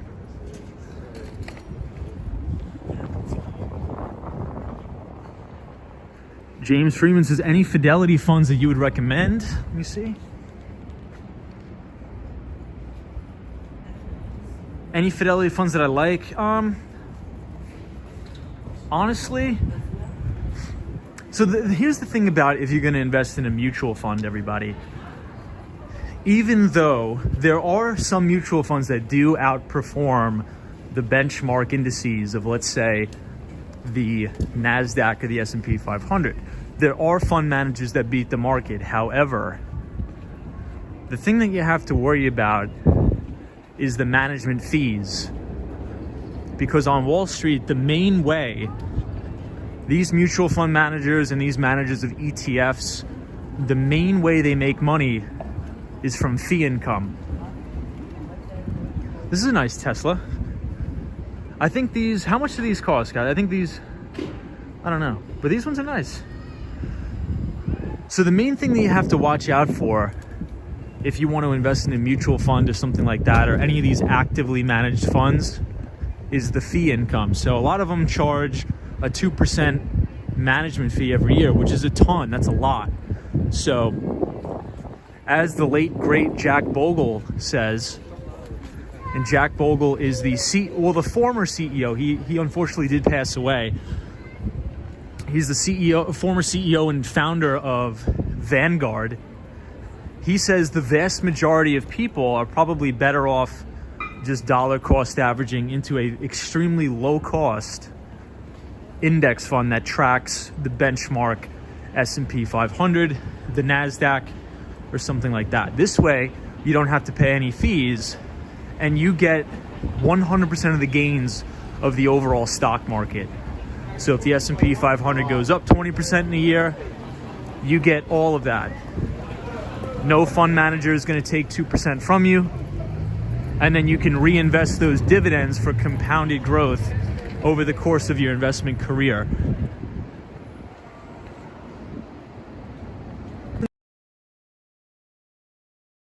Index. Well, Phil, it is. So Buffett was recently interviewed about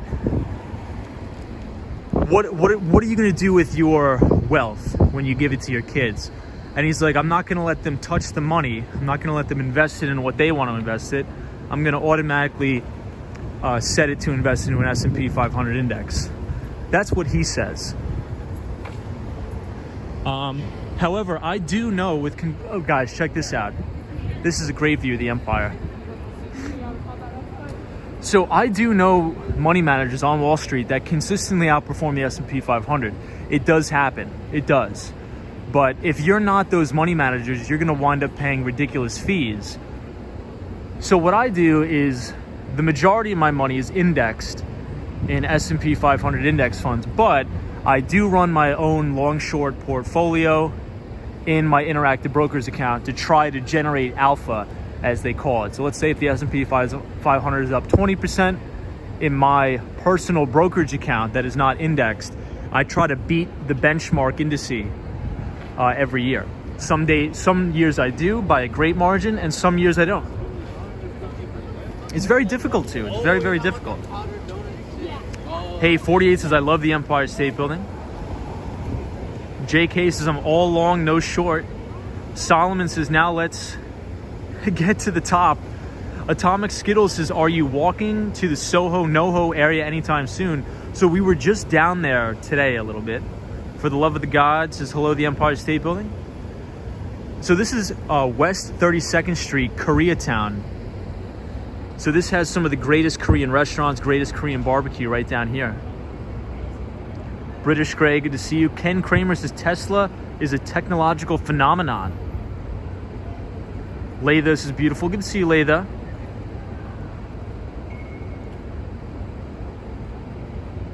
Black Angels says, how long are you in New York? A couple days. Joey says, Tom, what do you think about Marcus by Goldman? So Goldman Sachs is trying to break into more retail banking, right? Because essentially, if you think about it, Goldman Sachs, even though they're a bank, it's not like you can walk across the street and say, hey, I'm going to go into Goldman Sachs, right? You can't. Goldman Sachs only deals with high net worth individuals, and they have an investment banking mergers and acquisition arm, in which case they help companies acquire other companies and also and do equity underwriting and take companies public. It's not a retail bank, right? So if you think about something like JP Morgan Chase also has an investment banking division. They have a sales and trading division, but they also have a retail banking division as well. So with Marcus by Goldman Sachs is a new retail division of Goldman Sachs that they're trying to gain market share with retail via online banking. I'm not so sure how that's going to work out, but I believe a couple streams ago we actually had somebody on the stream that works at Goldman Sachs that says it's a disaster, but I can't confirm or deny that. But according to him, he said it's terrible. Hey, Black Angel says, why is the Empire colored white tonight? I'm not sure. I think that's just like the standard color that it's always colored.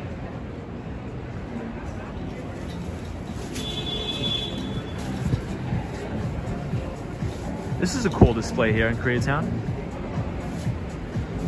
Hey, Rick says, would you consider coming to Atlantic City for a walk? I think I would consider it if I had the time. I've heard good things about Atlantic City, New Jersey.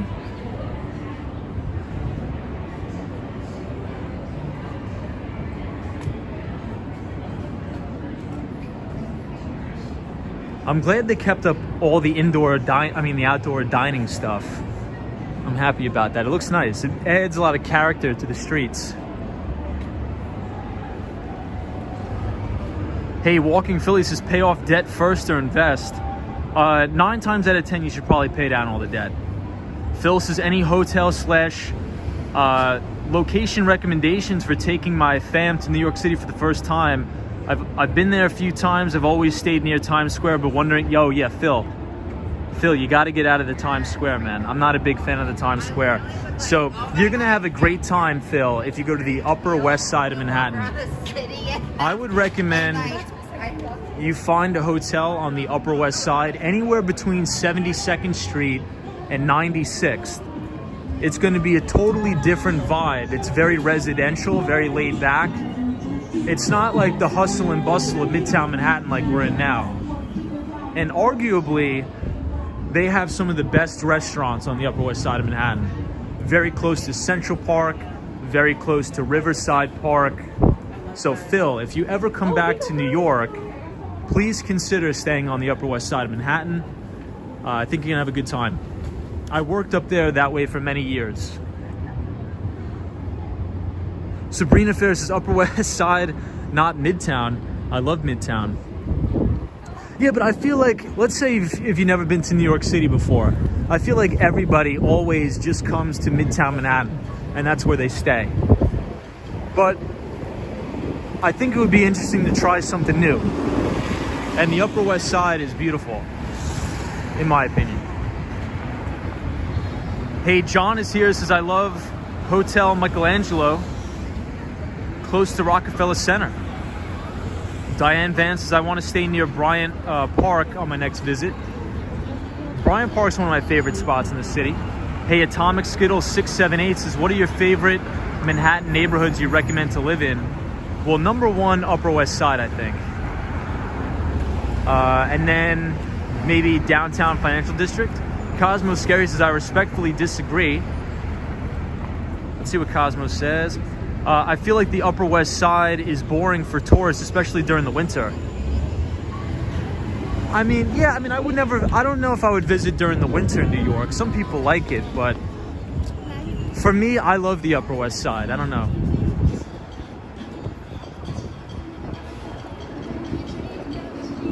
Maybe it's because I used to work in Midtown, and it's sort of like an escape from Midtown Manhattan. So this is a very good Korean barbecue spot here on East 32nd Street, excuse me, and 5th Avenue, called Love Korean Barbecue. But right next to it is an even better place that I think is called Baekjung. Very good. Two of the best Korean barbecue places here.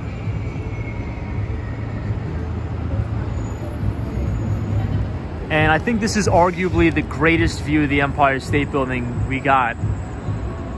The Mighty Bull says is watching. What's up, Mighty Bull? Cool on says winter in New York City. If you go to all the museums to stay warm, I know. Cherry Group says never stay in touristy areas in any town unless you like the commons. Marilyn Ringle says Phil, the village is top expensive. Hey, M. Sai, how are you? Says that's an awesome view. Sarah G says very beautiful. Lady O, good to see you. Says wow, the light display at the Empire. Lady O, you got to have another stream. I enjoyed that. I put your stream on, listening to some music and hanging out. Hey, Elon Musk says hello. Do you recommend investing in mineral resources in 2021? So I'm not a big commodities guy. I don't really invest in the commodities. It's just not my specialty. I sort of tend to take Warren Buffett's side in relation to investing in the precious metals and commodities. For the most part, I want to be able to invest in an asset that generates cash flow, right? Or that returns value to its shareholders. If I buy, minerals, or if I buy, gold or silver, in which I actually am starting to buy a little bit of silver, but if you want to know why, feel free to read my free financial newsletter, Behind the Street. Comes out every week, link in the description. But these assets don't pay you anything. They sit there, you have to store them. If I buy a business operation, that business is going to be able to grow and compound its earnings over time and return value to me in terms of dividends, in terms of earnings, and in terms of capital appreciation. So that's my take on why I don't really buy commodities. Elon Musk says, do you think NFT is profitable? So I think there's a big mania, speculative sort of craziness going on right now with the NFTs. Me personally, I don't own any NFTs. I think a lot of people are trying to sort of chase these gains just to try to make money off of them. So I think the intrinsic value there is little to nothing, but over the long term, I do believe the viability of an NFT is suffice, because I see value in being able to identify ownership of digital assets. So here's another view of the Empire. Why you mad? Says how expensive is New York City? I think it's the second most expensive city in America. Jetton says why diamonds do not have speculative spot market. Well, I think they do in some ways, actually.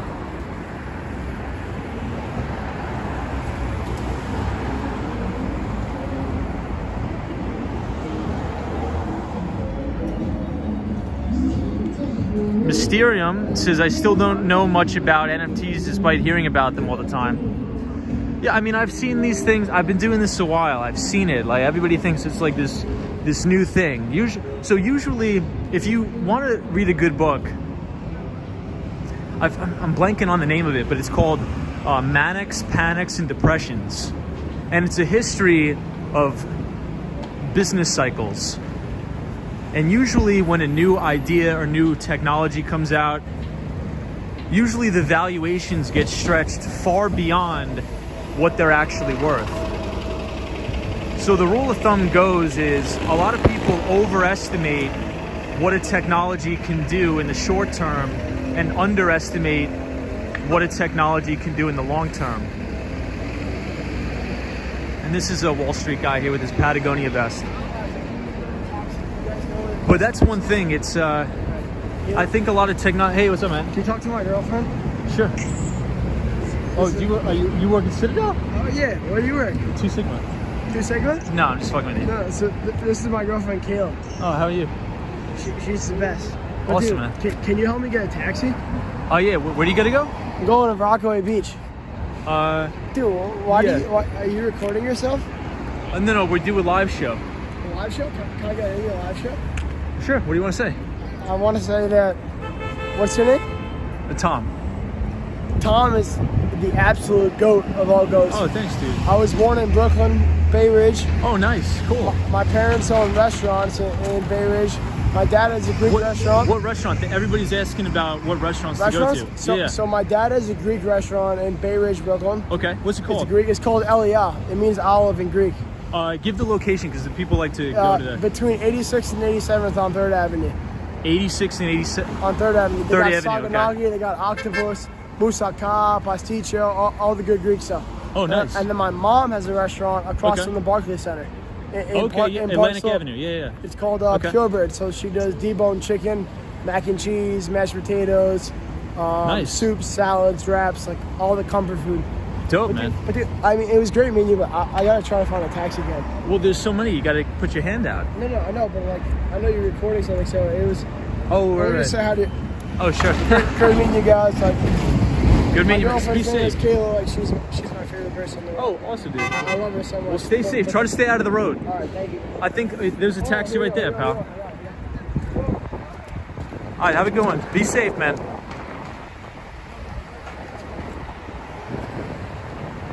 I just don't want that guy running in the road, man. Oh no, he got the taxi. He's good. So yeah, everybody, supposedly that guy, his family owns a lot of Greek restaurants. So if anybody's interested in going to some Greek restaurants in Brooklyn, Bay Ridge is a nice area too. Sabrina Fair. Sunshine, New York. Bernie Williams. Well, I guess that was a good segue because a lot of people in the chat were asking about good places to eat. So if anybody visits Brooklyn and likes some Greek food, there you go. Hey, Kitchen Lab is here. What's up, Kitchen Lab? Good to see you. Ed Podcast says at least he was not driving. Absolutely. Yeah, I was going to help him get a cab.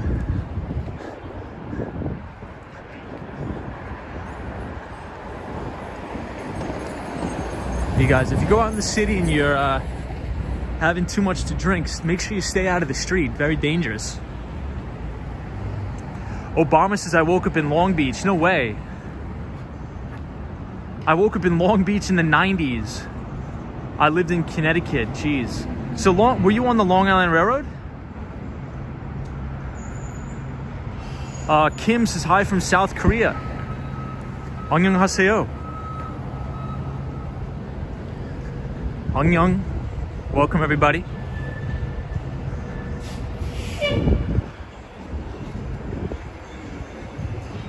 I'm learning a little bit of Korean. I'm not fluent, but I'm learning. Hopefully I'll be fluent in the next year. Garcia says I'm near Long Beach, California. Beautiful area. I've never been, but I would like to go. Hey, Mac914 says, hi, Tom, you're in New York again. Yeah, Mac, will be in New York for a couple days, but then I have to fly back out. So Long Beach, New York is a town on Long Island. King says, hey, Tom, loving your live stream. It's really awesome. Thank you. Elon Musk says, have you visited Dubai? I have not. Hey, Paris says, I miss New York City. You got to come back. Sunshine, New York says, stay warm, Tom. Thank you, Sunshine. Anthony Soprano says, what's up? What's up, Anthony? Good to see you. Faith, good to see you. I know. What did that guy say? Rockaway, right? Rockaway is a far taxi cab ride. And they're probably going to bang him over the head with the price.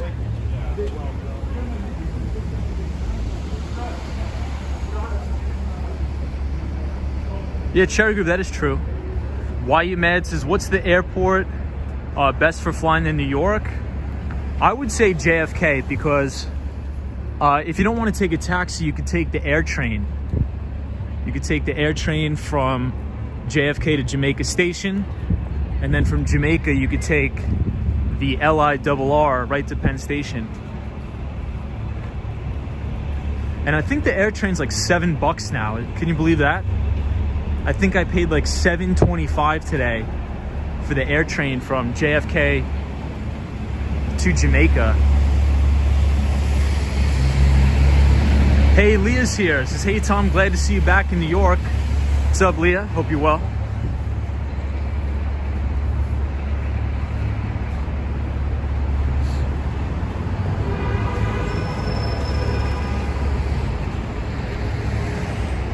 Have I been to India? I have not.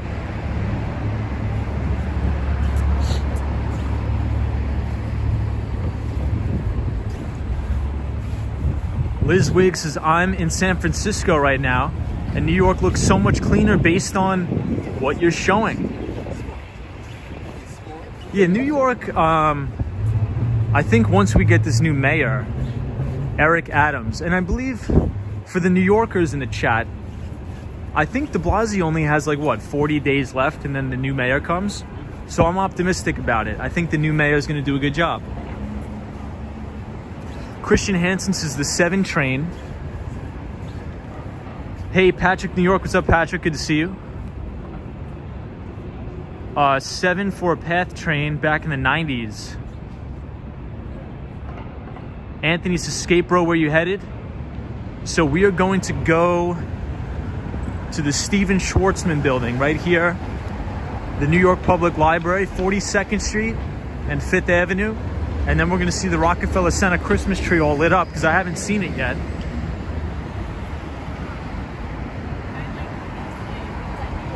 Somebody says, do you want to come to India? For sure. I just got to find the time.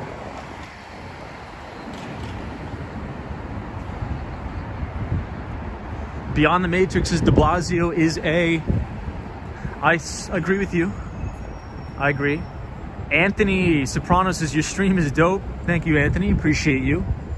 So everybody, if you look to your left, this is East 40th Street, 5th Avenue at the Stephen Schwartzman building. And we always come here every time we're in New York. And Stephen Schwartzman is a very notable gentleman on Wall Street. And he made the vast majority of his money through LBOs. And LBO stands for leverage buyout. So if you think about Stephen Schwartzman, you could also think about Blackstone and BlackRock with Larry Fink. And if you look straight ahead, this big building here is the Bank of America Tower, where our pal EBITDA works. And the smaller building right here with the lights on top of it is Salesforce Tower. And Salesforce is a big software company, a pioneer in software as a service. And the CEO and founder is Mark Benioff. And this is the brand new New York Public Library that opened. Has a beautiful menorah and a Christmas tree here. Hey, Christopher Downer is here, says One Bryant Park. Jose says, I worked there at 40th Street before you get to Madison. Awesome. Gabriel says, my friend Salvatore has a pizzeria in the Bronx near Arthur Avenue across the street from Fordham University. I've been there many times, actually, in that specific location. Hey, I see Sam here from Toronto, Canada. What's up, Sam? Good to see you. Yeji Kim says, beautiful. Kamsamnida. Diana B says, hi Tom, does New York City have a lot of vegans? Vegan restaurants? If so, which ones do you recommend? So I would assume they would have a ton of vegan restaurants, but I've never been to a vegan restaurant. So if anybody in the chat wants to chime in, definitely let us know. Oliver Ranch says, hey Toms, many greetings from Oliver in Berlin. Thanks for your walk and take care. Appreciate it. Welcome everybody joining us from Berlin. Very cool. Carol H says, I used to read in that library a lot. I come there all the time. This is one of my favorite libraries in the world, the Stephen Schwarzman building. And there's actually a copy of one of the rarest finance books of all time called The Margin of Safety by Seth Klarman. So you can't take the book out, but if you want to read it, you can read it in the, I believe it's like a research lab in the library.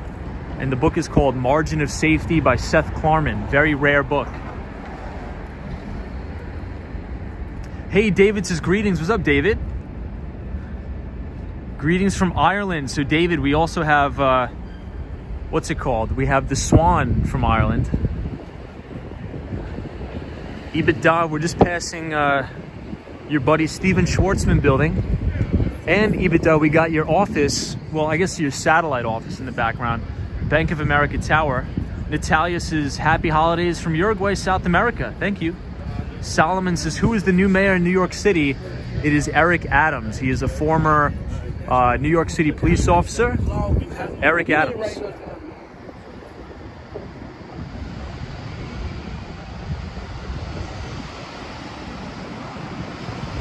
Donna B, good to see you.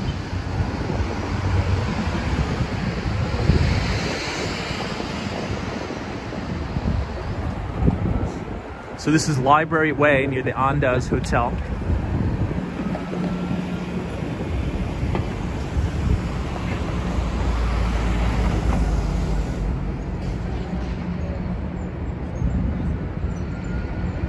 Jose says, this area is very beautiful during the holidays.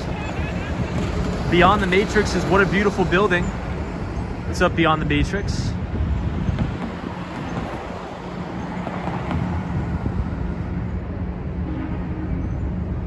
Why You Mad says, have you been to Chicago? I have not been to Chicago. I see Two Wheel Pines in here. What's up, Two Wheel Pines? Says, what's up, Tom? Hope you're well. I see Tom in here. Says, I saw your new mayor on Stephen Colbert a week ago. Gabriel, how are you? NYC Cherry Goose says, Eric Adams is the current Brooklyn Borough president. So Cherry Groove, you're a New Yorker. What do you think? I mean, you don't have to give your opinion if you don't want, but what do you think? Are you optimistic about the new mayor? What do you think? You don't have to give your political opinions, but do you think that you're optimistic about him? What do you think? Edson is here. Says, hey Tom, welcome back to New York City. Thank you, Edson. I like these American flags here. They're beautiful. Black Angels is writing my Christmas card list. Tom, what do you want? I want you to enjoy the stream. Myra King, how are you? Good to see you. Atomic Skittles 678. You should definitely come over and visit Chicago sometime. It's awesome, just a smaller New York City. I definitely will. Enjoy every moment. Says, hello, admin and subscribers. How are you? TR61 says, hey, Tom, Merry Christmas from Houston. Myra King says, where are you from? First time visitor.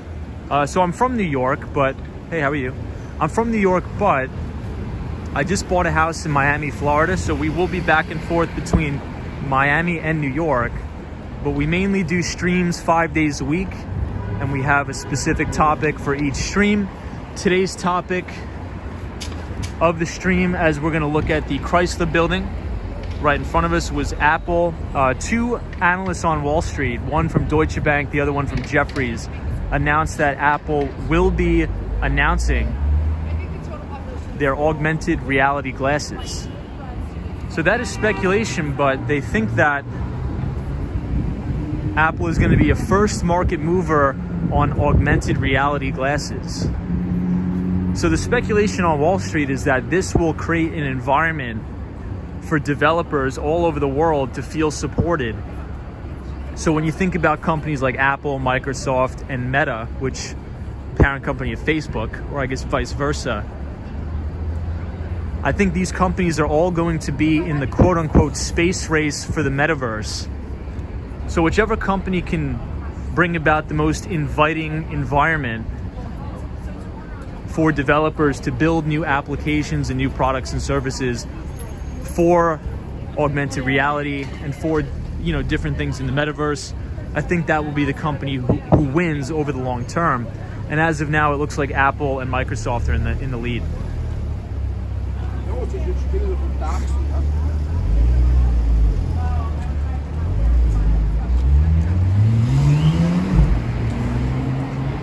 NYC Cherry Group says, Tom answered your question above. I'm gonna have to read that right now.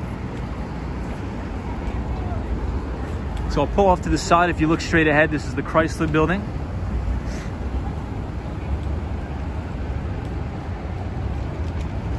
Hey, Carol H says Morgan Stanley raised their price target to $200. I think Jeffries did too. I gotta take a look.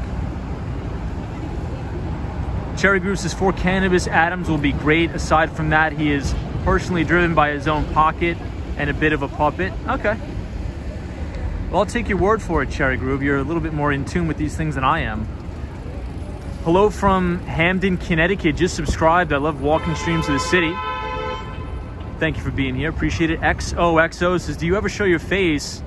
You have the best sound of all these live streamers. First time here. So I do show my face occasionally, sometimes.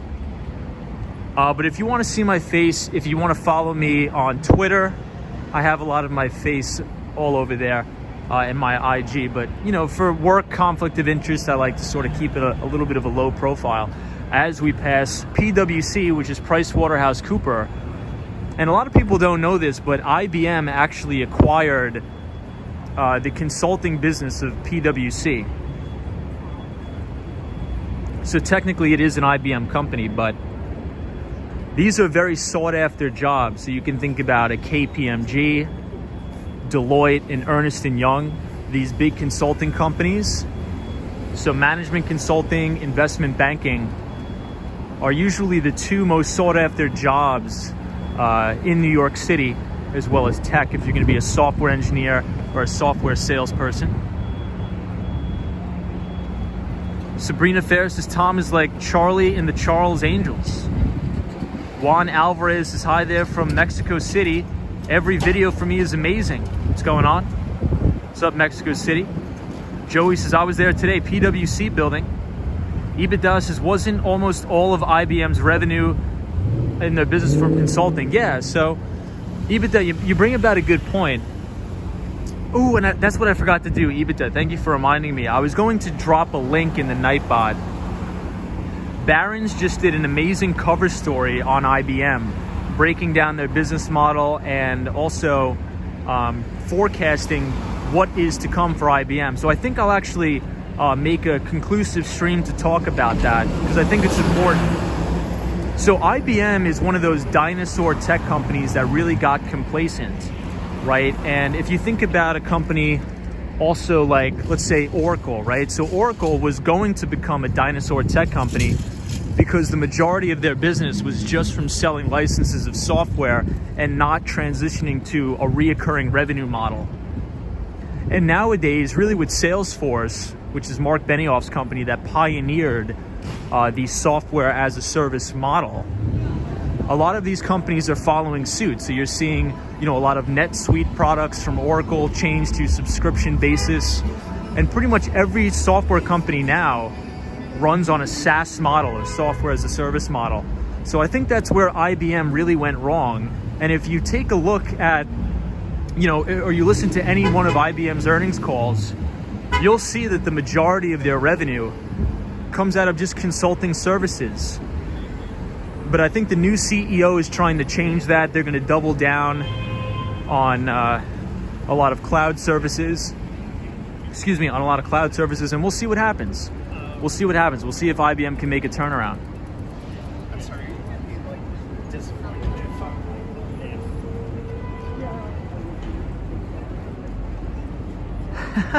Sabrina Ferris says Tom is a champion curler.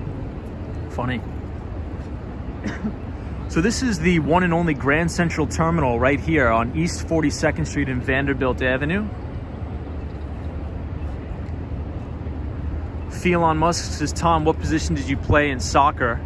I was a center midfielder. Liz WG says, Oracle tried to get into the social media space with TikTok. Indeed they did. Marcy says, LOL, Salesforce is the bane of my existence. It's the bane of my existence too. Well, it used to be.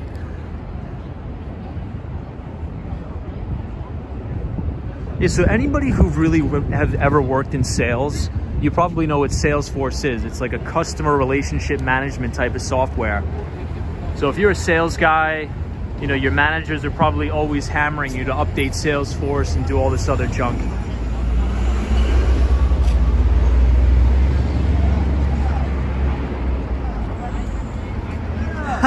Sabrina Fair says, what is software as a service?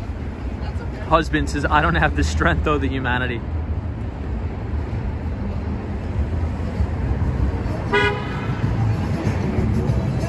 Black Angel says, what type of products does IBM make? So does anybody, so I'll give you an example. Does this ring a bell to anybody? The big IBM mainframes, remember them?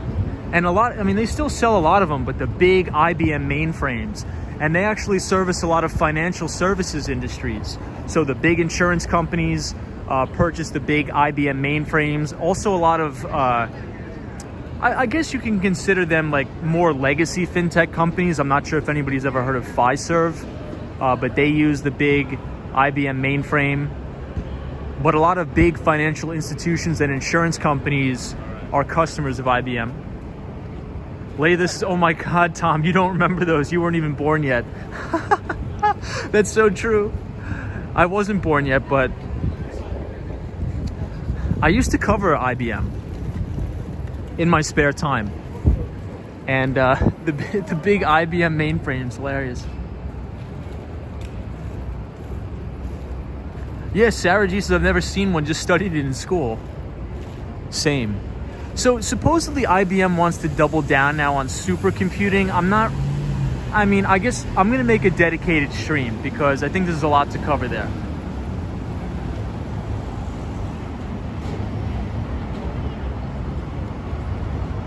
Yeah, exactly. So when you buy something that has a barcode, that's pretty much IBM. Enjoy the moment. How are you? Sabrina Fair, the Mighty Bull. What's up, the Mighty Bull? So we might as well go inside the Grand Central Station for our pal, the Mighty Bull, just to see the Mighty Bull. Marcy's is exactly just constantly having to update everything in Salesforce, literally hounding. Oh my God. So at my last tech company that I worked at, it came to the point of it was like ad nauseum. And I would sometimes tell my managers, I'm like, look, if you want me to update Salesforce so much, there's gonna be no time for me to actually sell anything. Ticker Time says, you sir travel back and forth a lot from Miami to New York. Do you work in New York and live in Miami? So both. But the majority of my clients are in New York City. But I moved to Miami, I bought a place there. Hopefully we can start to acquire some clients down in Miami, but I will be back and forth between New York and Miami very frequently to visit clients and things like that.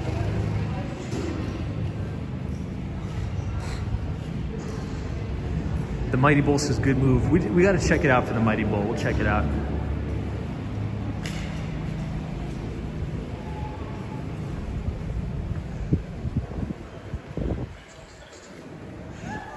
It was beautiful in here.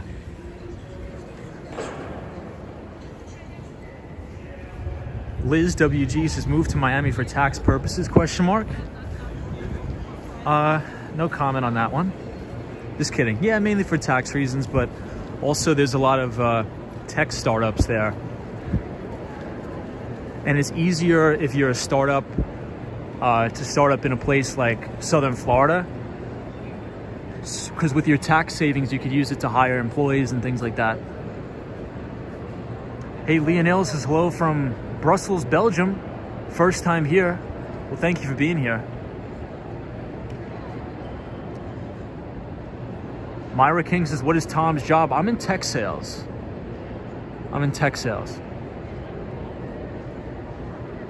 Well, thank you everybody who's joining for the first time. I hope you're enjoying the stream. It's beautiful in here, the architecture. Hey, Abe Blessed is here. What's up, Abe? So here's the Mighty Bull. Hopefully the Mighty Bull can get some good screenshots. So everybody, I need to integrate the Mighty Bull's Facebook page to the Nightbot so you guys can check it out. The Mighty Bull has a pretty cool Facebook page where he gets a lot of stuff. Hey, the Mighty Bull, thank you so much for the $5 super chat. Says love the bull, thanks. Gabriel says, does Florida have a 1% intangibles tax on your investments? I don't think so. That's a whole rabbit hole we could go down, but the main reason is, especially if you have an S corporation, they're very advantageous to have in Florida, especially if you're a very, very early stage startup company, because then anything with the pass-through, I could just use to pay an employee or something like that. And then as the business grows, you know, we could hopefully open up a satellite office in New York or continue to grow, something like that. I think Grand Central Station is probably the most beautiful train station in America. Would you guys agree with that? What do you think is the most beautiful train station in the United States? Penelope says, my first computer was an IBM 386, still have it. Wow.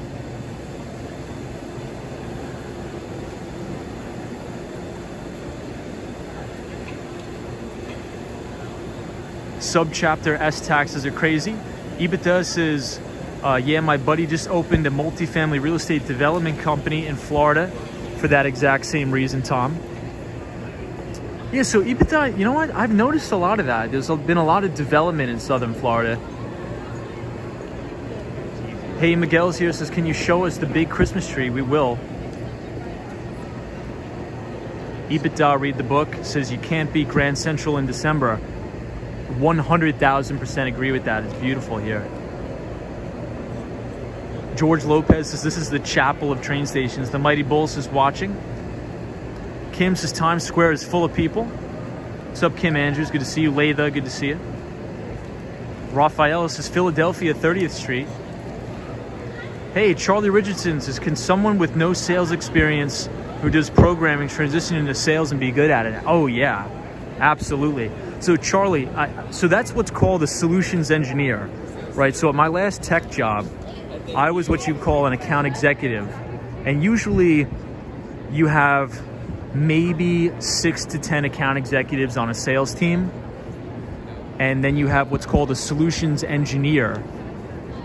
Because when you're doing your product demos and things like that for the customer, once they sign to either adopt the piece of software you're selling or whatever you're selling, right? Maybe you're in telecom sales. Maybe you're selling, you know, SD-WAN, which is a software-defined wide area network. Whatever you're selling, your solutions engineer is a critical part of that sales cycle because he has engineering experience, right? So a lot of times, let's say if you're in software sales, a lot of the time you'll have to API into their existing software to do integrations and things like that. So the sales guy closes the deal, and the solutions engineer is really who makes the implementation happen. And I've seen a ton of solutions engineers transition to sales and do much better than traditional sales guys because engineers actually have more technical experience than the majority of account executives. So absolutely. Giovanna Harris says, say hi to Gia, please. Gia, what's going on? Hope you're having a good Tuesday. War Walker says, I'll be your Wanda Wiggins from Carol's Burnett Show. Kim says, do you do film in Times Square at night? Not usually. On this channel, we usually don't go to Times Square. Hey, Joyce Carter is here. What's up, Joyce? Good to see you. Thank you for joining. The one and only Joyce Carter. Lee says, no intangibles tax in Florida, did away with it 20 years ago. So Lee, there's also something about, I believe you stop paying property taxes in Florida after retirement age. I'm not sure about that, so don't quote me on that.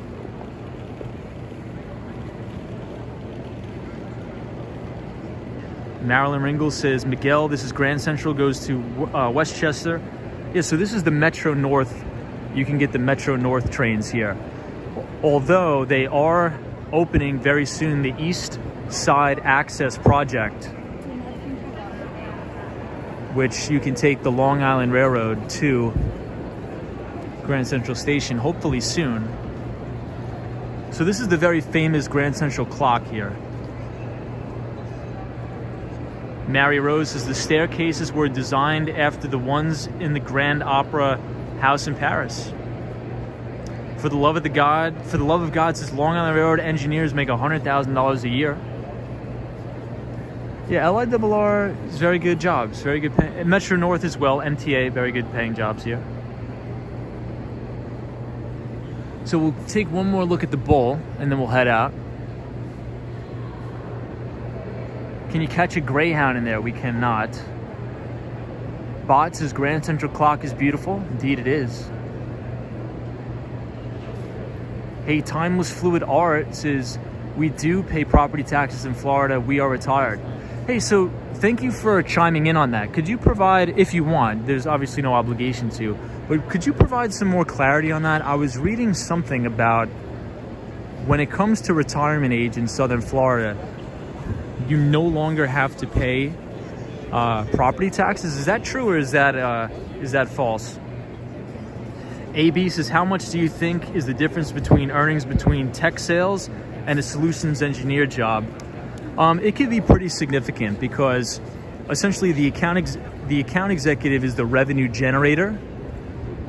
So, an account executive, let's say your quota is, let's say your revenue quota is like, $500,000 a year, which is actually probably high. That's more of like an enterprise account executive.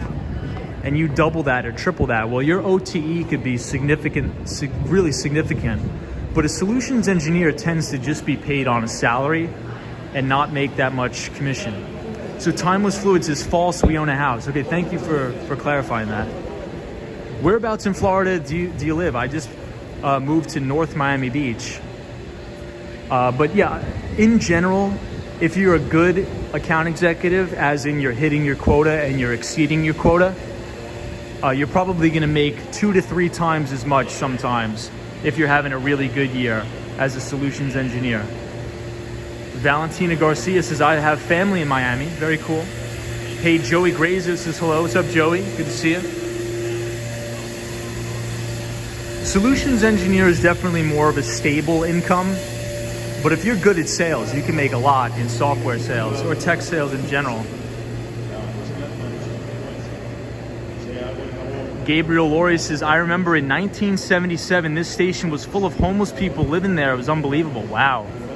Now that's like Penn Station is like that. Hey, Shay says, greetings from North Beach in San Francisco. What's up, Shay? Good to see you.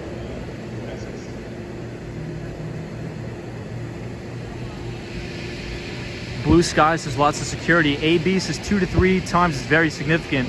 Do you recommend any courses on this transition? So AB, the reason why I say 2 to 3 times is because if you think about the Pareto principle, right? So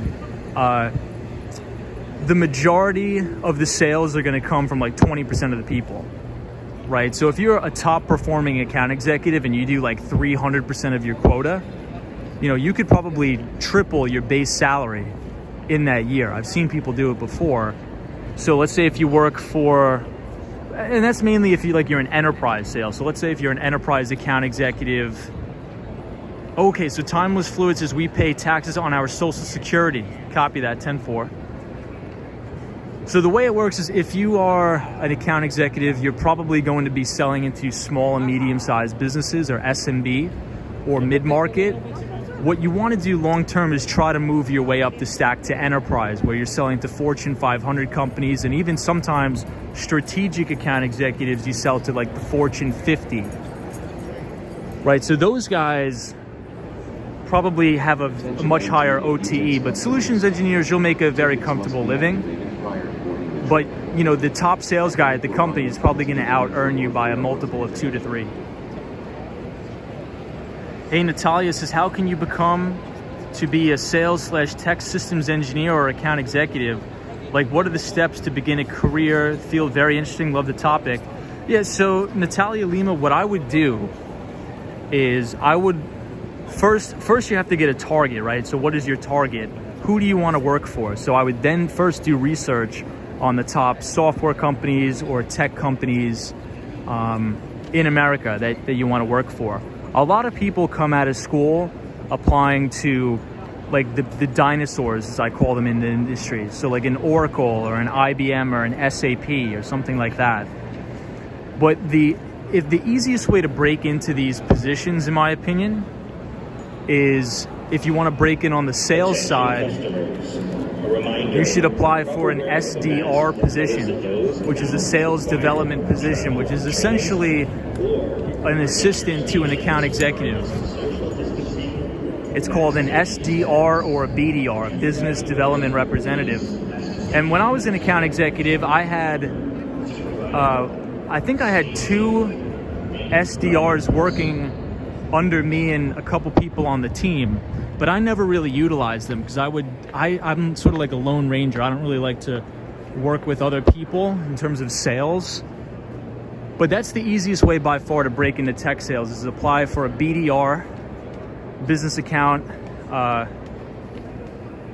representative, or business development representative, and sort of get in that way. Sabrina Fair says, my company uses Oracle. I had dinner with Sarah Kraft. Watch it, Tom. Saraf Katz. Funny. Yeah, so those are the most entry-level jobs, SDR or BDR. VU says, I have been under people so long and no one under me now. I will do resolutions. I will rule everyone. Dr. Ray Ray says, good evening, Tom. Welcome back to New York City. Thank you. Hey, the one and only Kobo Bunny says, Tom, seems like Evergrande is defaulting anyway. It missed payments the last I heard. Yeah, so it formally defaulted, I believe, but I don't think we'll have a contagion event. I don't think so. For the love of God, says Tom is not scared of anything.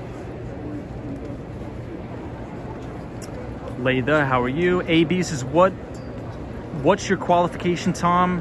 Are you an engineer or management? No, I was in sales. I was an account executive, so I wasn't on the engineering side. I was on the sales side.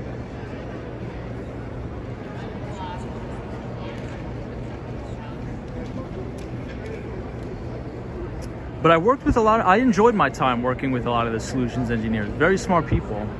Blue Sky says, market was great past few days. Will continue to drop with the fears.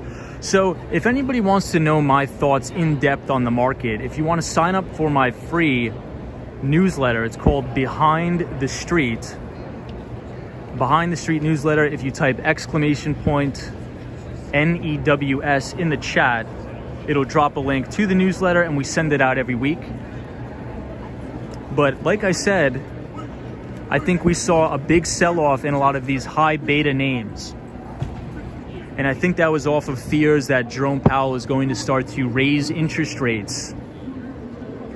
So I think the market went through a little bit of a taper tantrum, but if we look at the fund flows, what we saw is hedge fund managers, mutual fund managers, and big institutions on Wall Street dumping these big high beta, high growth names and actually going into very solid, sustainable growth names like Apple, Microsoft, Alphabet. And I think we're going to see a rotation back into growth, which should bring markets to all-time record highs before the end of the year via the Santa Claus rally. But that is still my view. Sam says, good night all. Thank you, Sam, for joining. Sam is our good pal from the one and only Toronto, Canada. And I guess we'll head out now. Hey, Troy1995 says, who do you think will win in a fight? Smart people or crazy people? Crazy people will always win because they have crazy strength and they're fearless. EBITDA says, market rip today. Looks like Omicron won't be getting in the way. Yeah, so EBITDA, I sort of compare this to the notion of a basketball underwater, right? So if anybody's ever been to, in a swimming pool where you've held a ball, like a soccer ball, basketball, volleyball underwater, the moment you release that ball, it shoots up into the stratosphere.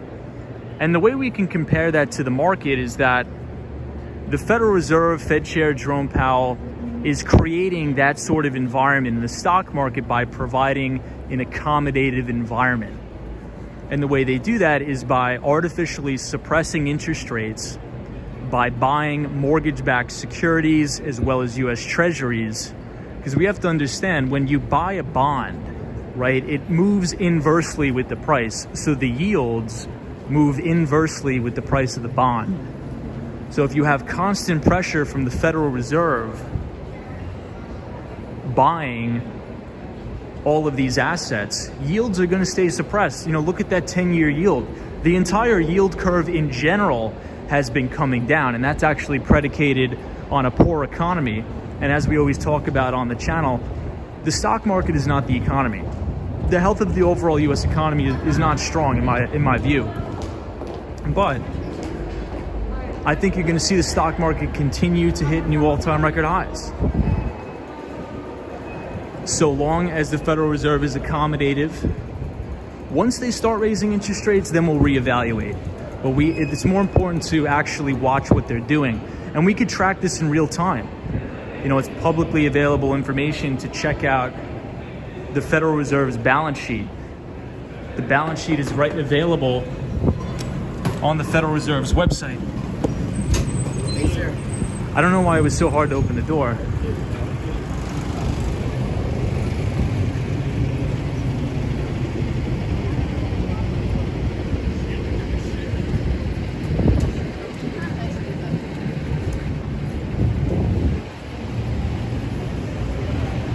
But everybody, I mean, the S&P 500 is only a couple points away from all-time record highs.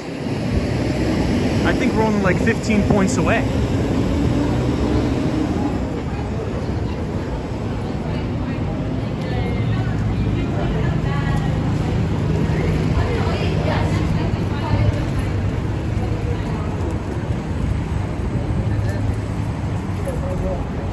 Hey, Tony, what's up, Tony? I see you. So right ahead is the new One Vanderbilt building.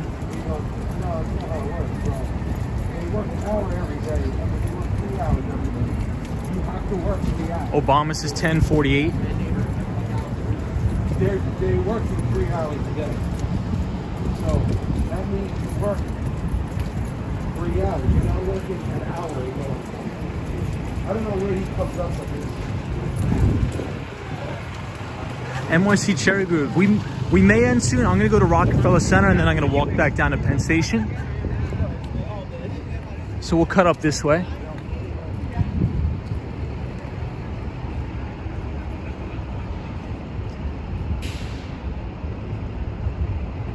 EBITDA says, are you worried about the MBS Treasury buying is just a government Ponzi scheme? Well, it is. But these things can last a lot longer than we think.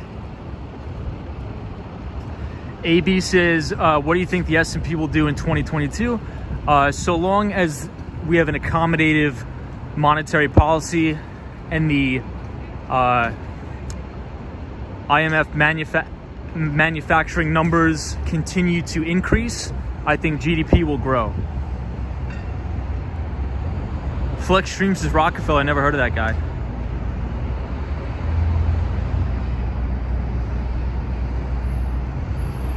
Hey, Tony Lags, how are you? Sabrina Fair, how are you? Tom, looking behind, faster and faster, we are floating along fine. They will wake 50 years behind. Sarah G, how are you? Giovanna says, have you passed Park Avenue? I need friends from New York City. Yeah, we're on Park Avenue pretty much. Let me just see if I missed any comments. Tony Legg says, hi, my friend. How are you, mate? You enjoy lovely evening, a beautiful Manhattan, and a coffee, too. Thank you from Australia. Thank you, Tony. Appreciate that. Ron says, Tom, thank you for great content. As always, everyone, good night. Take care. Mary Rose says, when you exit the train platform and enter the concourse, the sound changes dramatically. EBITDA says, do you think the repo markets, the overnight repo market could stay like this? So I actually have a friend at Citi that is in rates and repo sales at Citi. So, but the answer to your question, Eva, is I don't know. I mean, but what I've learned over the years is it's hard to pick tops and bottoms, and anybody who says that they know, you know, the stock market's going to top at this date and this time, I don't buy it. I don't know. So long as we have accommodative monetary policy, I really only see one way for equities to go, and that's higher. AB says, for some reason, I feel inflation is at its best and going to be high in 2022 as well.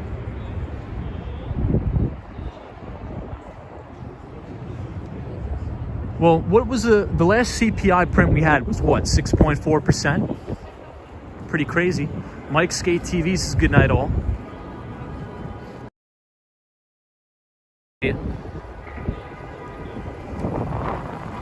All right, off to the Rockefeller Center, everybody.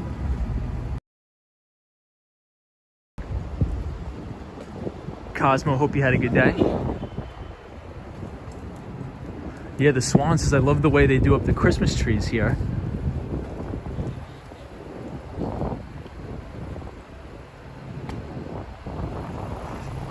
So we'll see if the phone lasts up until Rockefeller Center, but I really want to see the tree all lit up. I think that would be good.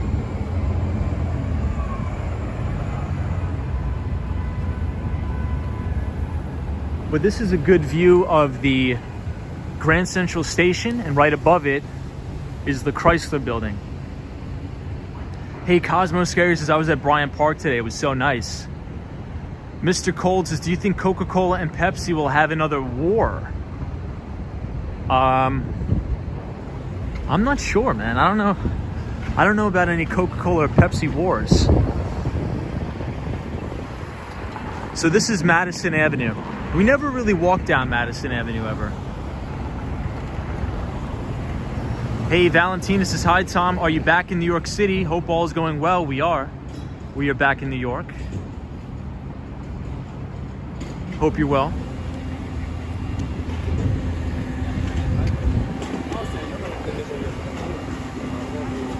Layla says, Tom, is you too young for the Coke-Pepsi war? He wasn't born yet. What year was that, Layla? The Coke-Pepsi war? I've never heard about this. Sabrina Fair says, Tom doesn't gamble, drink, visit clubs, or swear. Dams block, blessing flow says, what's on Madison Avenue? So back in the day, Madison Avenue was known for its advertising. So when somebody said, hey, I work on Madison Avenue, you're like, oh, what, do you work in advertising or marketing? A big company is called Young and Rubicam. Big marketing company, advertising company. Sunshine After Rain says, Tom wasn't born yet. Well, what year? I was born in 95.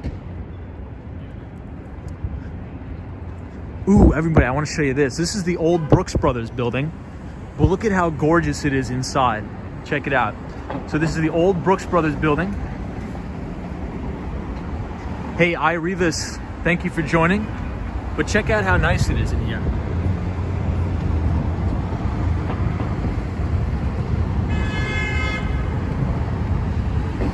And now it's like a cafe.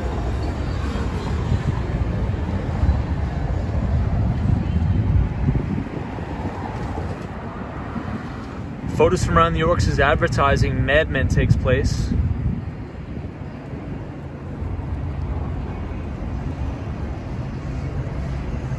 First name, last name says Tom is younger than me. I'm 30.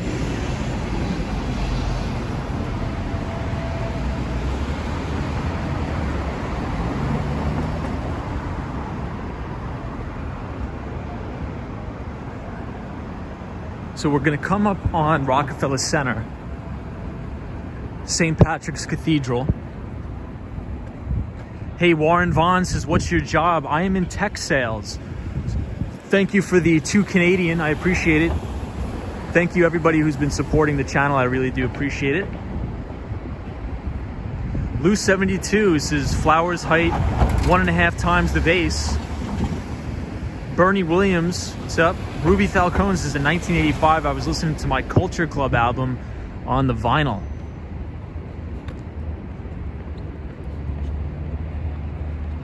Hey, Carolina Tom says, take profits and sell positions first week of January. This is Carolina Tom.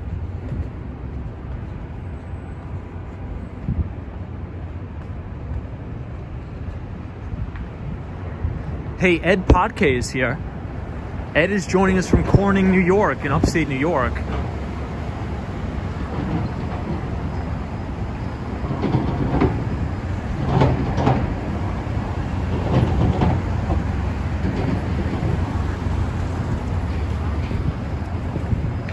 Wow. So this is the Chase Bank. I like these white Christmas wreaths. They're beautiful. It's actually the Chase logo as a Christmas wreath. Very cool. So if you look straight ahead, everybody, this is the famous building on Billionaires Row, 432 Park Avenue. 432 Park Avenue.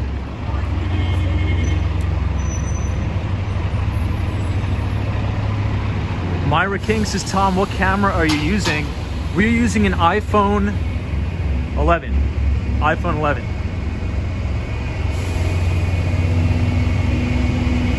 Blue 72, Samsung building huge battery factory.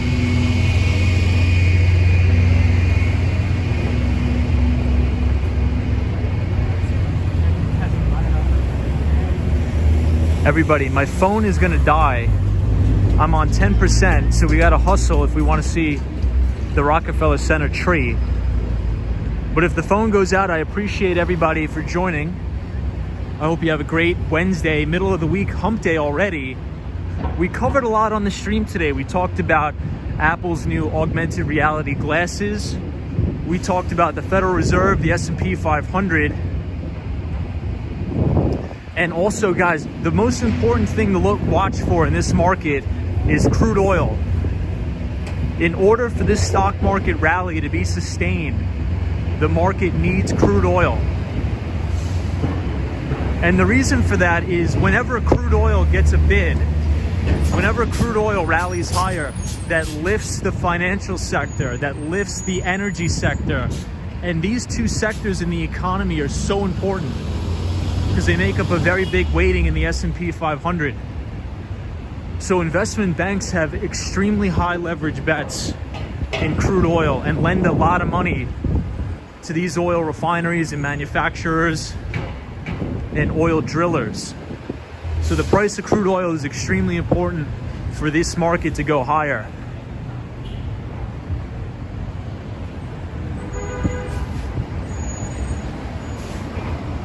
So that's 432 Park Avenue right here on East 49th Street.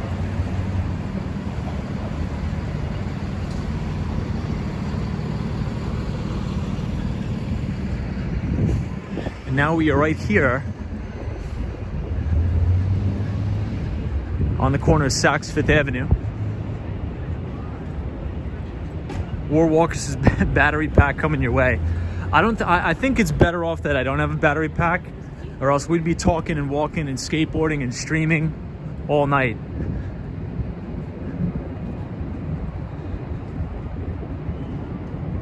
Hey, 4-4 Truth Teller says, well, it's always good to have one, regardless if he stays on or not. That's true.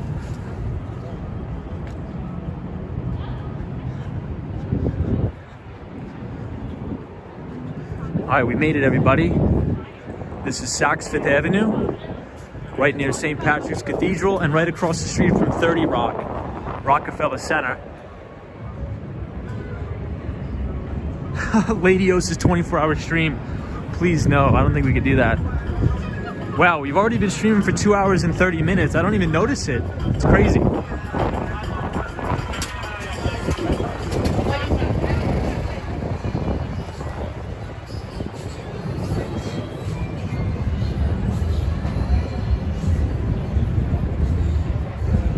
Wow, this looks beautiful here. This is Saks Fifth Avenue.